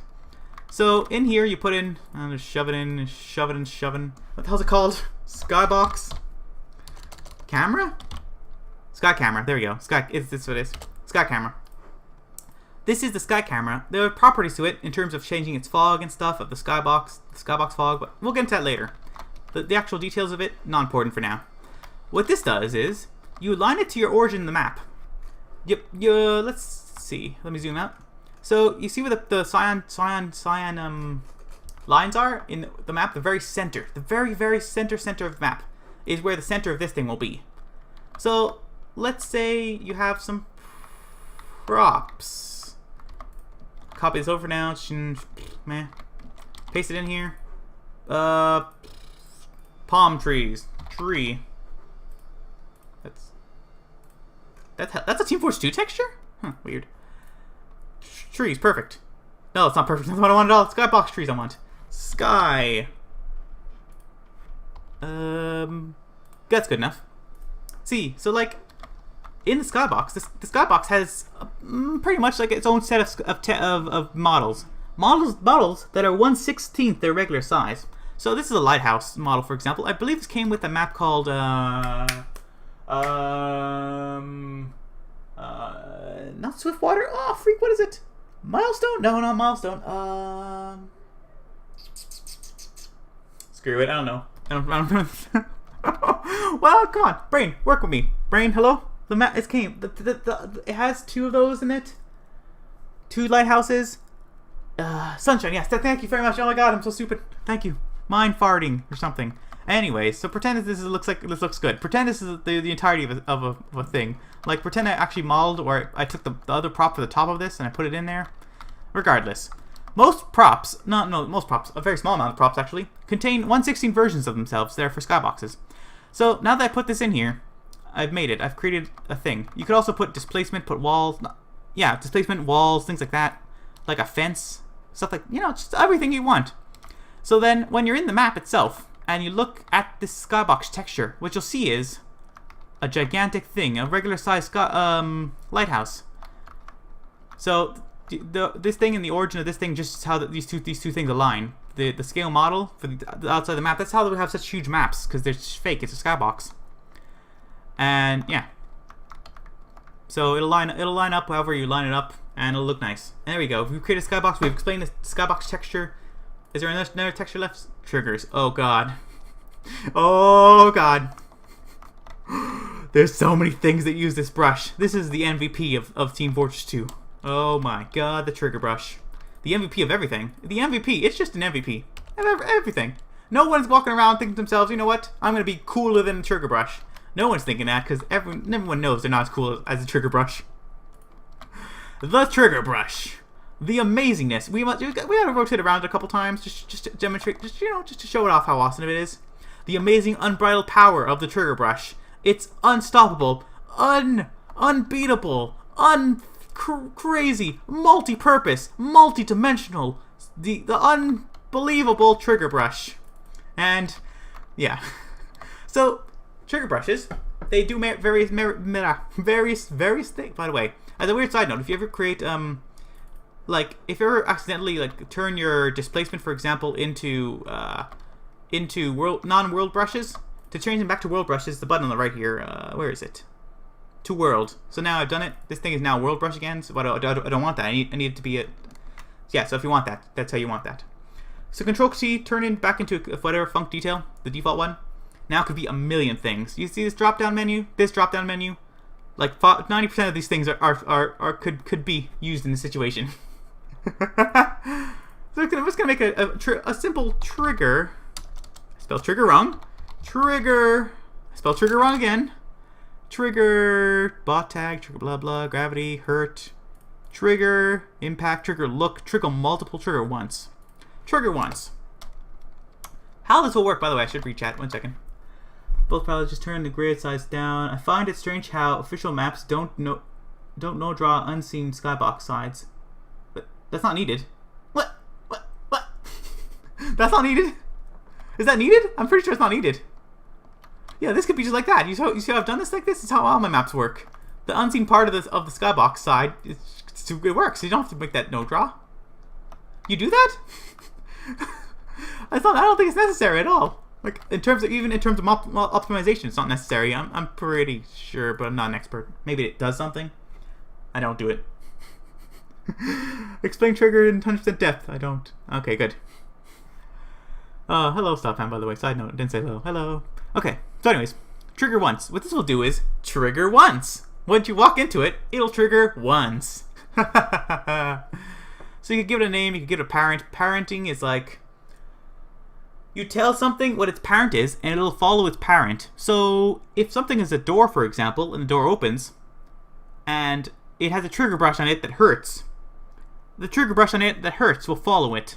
So let's say you have a door with spikes on it. The spikes, the area where the spikes deal damage will follow the door, as it opens and closes. So if you parented it, so you parent the spikes to the door, it follows. Pretty straightforward. Parenting, it works by the name, whatever the hell you give the door a name. So, hello, door. Bad example. No such thing. There's no such thing in this map as that's called door. So it's a red text. If it exists, it's regular text. If there's multiple of it, it'll be bold text. I guess I could demonstrate that, but it'll take a million years. So no. Anyways, you give it a name, whatever, blah blah. In terms of triggers, it's all in the output-input logic. But this is really not an in-depth tutorial. I don't know if I can go into this. Oh my god, it's hard to get your mind around it at first, but once it triggers, you got it. Get it? Once it triggers? No, I don't know. Basically, you click add, you say, okay, when this door is triggered, when someone touches, not door, when someone walks into this trigger, so on start touch, tell the guy named door, to open.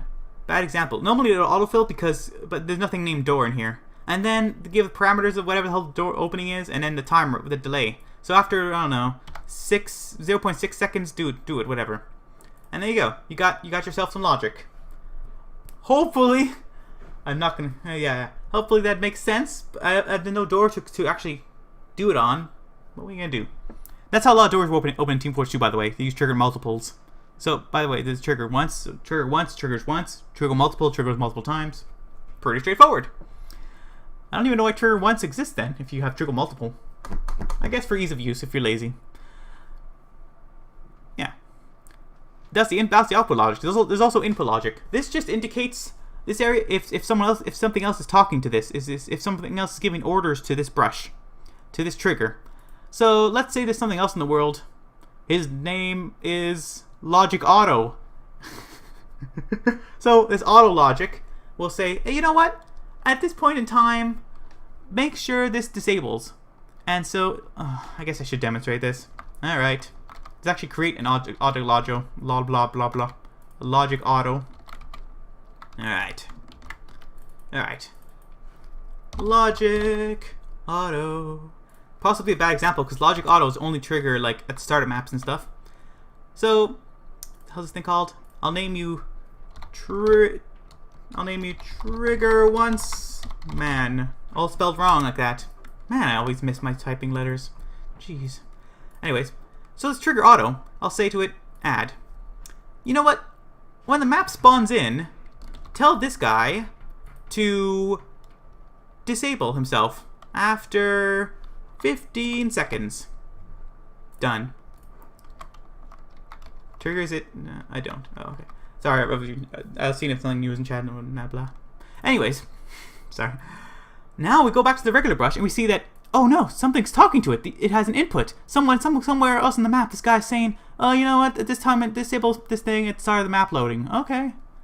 And so that's how output logic works. The output is just basically saying, it's showing you what other things are talking to your thing. Yeah, and the input is what your thing is saying to other things. Does that make sense? The flags they're different per thing. It's sort of like this area here where you can modify different aspects of your prop or your model or your whatever the hell you're doing, your entities. You can modify different aspects of them in this area. Clearly, flags are all additional aspects. That could be modified. So, do you want this trigger to trigger when a person walks into it? So yes. So you check this. I'm unchecking it. I'm taking away clients. So now clients don't trigger it anymore. Do NPCs trigger it? Yes. All right. Fine. Pushables? Yeah. Sure. Physics objects? Yeah. Other NPCs? Blah blah blah. Etc. Etc. Etc. Disallow bots? Sure. There you go. It's all pretty straightforward. What does this do again? Viz groups? Oh, that's just viz groups. Ignore it. Oh yeah. I guess I could explain viz groups. Okay. And then I'll end the stream after that because then we're going too much into detail here. Not viz leaves, we're explaining only viz groups, which is just the top right area menu here. Oh, before that I could explain grouping things. Okay, let's say these two boxes, they go together. They're friends. They're happy boxes. They live a harmony. They live within each other. They live happy ever after. It's a weird side note. If you want things to look nicer, rotate them. because now it doesn't look like the same prop, like doubled up. It doesn't look like this box is this box. How it looked originally was, oh man, the crack right there is perfectly aligned to the crack right here. But once you rotate something, Control redo, Control Y, it looks like this box is different than this box. It looks better. Agree? I don't know. Maybe agree. So select the two boxes, Control G. They're now grouped together. So on the right side here, you have selected groups, solids, groups, objects, solids, groups. When I select one of these, either one of them, it'll select both no matter what. See? They're both selected. If I go to objects, it forgets about the grouping and they select either one, whatever. What's good about grouping things is because you select multiple things at once. So I could just go copy, paste it. I've copy pasted two things at once. Perfectly straightforward, obvious, and hopefully it's easy to understand. Grouping things just groups them together. Grouping things groups them together. Oh my god, the magic, the mystery, the wonder of grouping things. Oh, how would you expect it to work? No one knew until I explained it. Clearly, it's not self-evident what the word grouping means. Thankfully, I was here to explain it.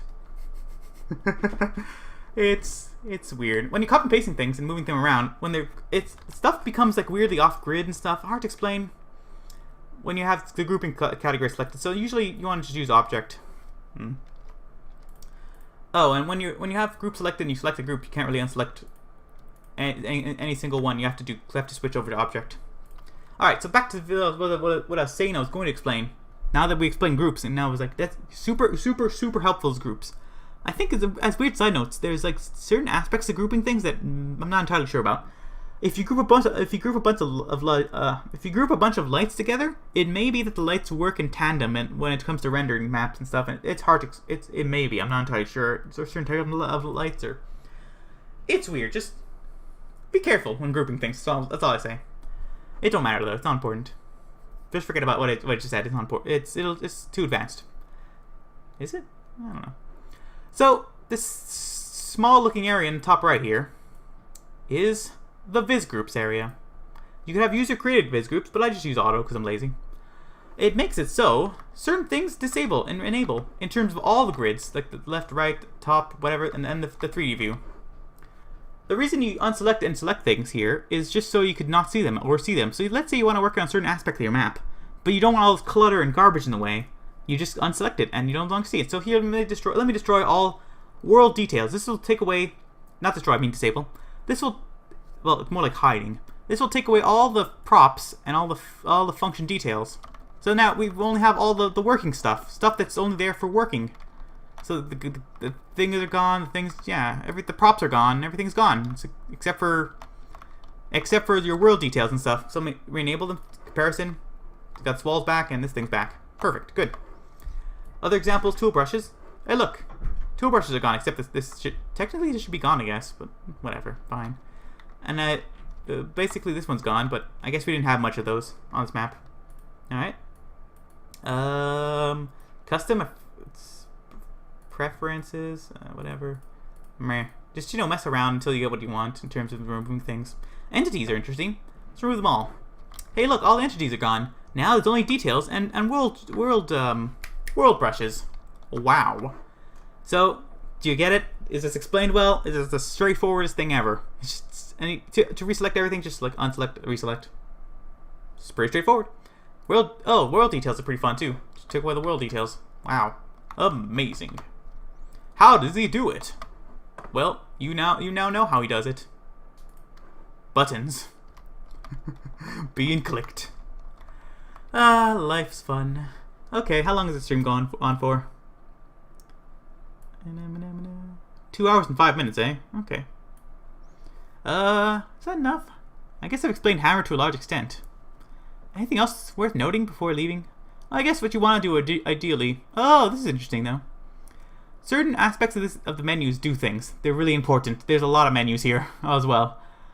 One rather important one is... check for problems. So when you're near the end making your map, click this button, it'll check for problems. It'll tell you there's an angle problem here, this logic has no start to end in it, and this player thing has no start. There's no player start in your map. So you could either click to auto fix it, which I don't recommend, or go double click and it'll show you it crashed. Well. Okay. I guess I'm done showing you Hammer. I also didn't save, side note, so that's all gone. Thankfully. Jeez, that was all garbage anyways. But I kind of feel sad in a weird way. We spent like 2 hours working on that stupid map. Well, less than that. I started the stream by playing Team Fortress 2, you know. Okay. Well, what did I want to say? I guess I could still explain quickly. Menus are important. There you go. That was the main thing before it crashed.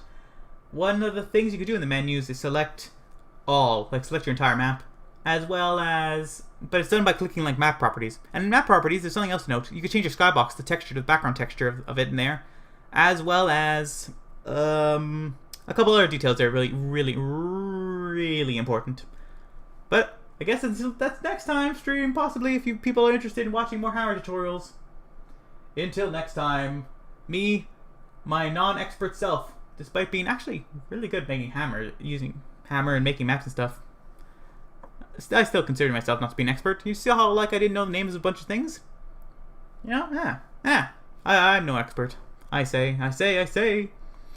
Yes, indeed. Anyways, what are you saying, Chad? Now I know the basic function of Hammer. Yay! And then you said, and it crashed a lot. It crashes a lot. Yes, it does. Seriously, a lot. You got it, Busta Rhymes. That's you now. I don't know what I'm saying. Let's just end off the stream. Boop-a-doop-a-doop-a-doo. Outro. So, thanks for watching the stream. I have to get back to work in terms that those 2 projects. Those people sending me things. So, like, the wishing Team Fortress a happy 10th birthday project thing. At the time of recording a stream, that's happening. I just posted on Reddit like 2 days ago. Good times. Or was it 1 day ago? Let's say 2 days ago. Sorry, burps. This stream is now concluded. GG. Good stream. Bye. There you go. I don't know why I did that, but I did that.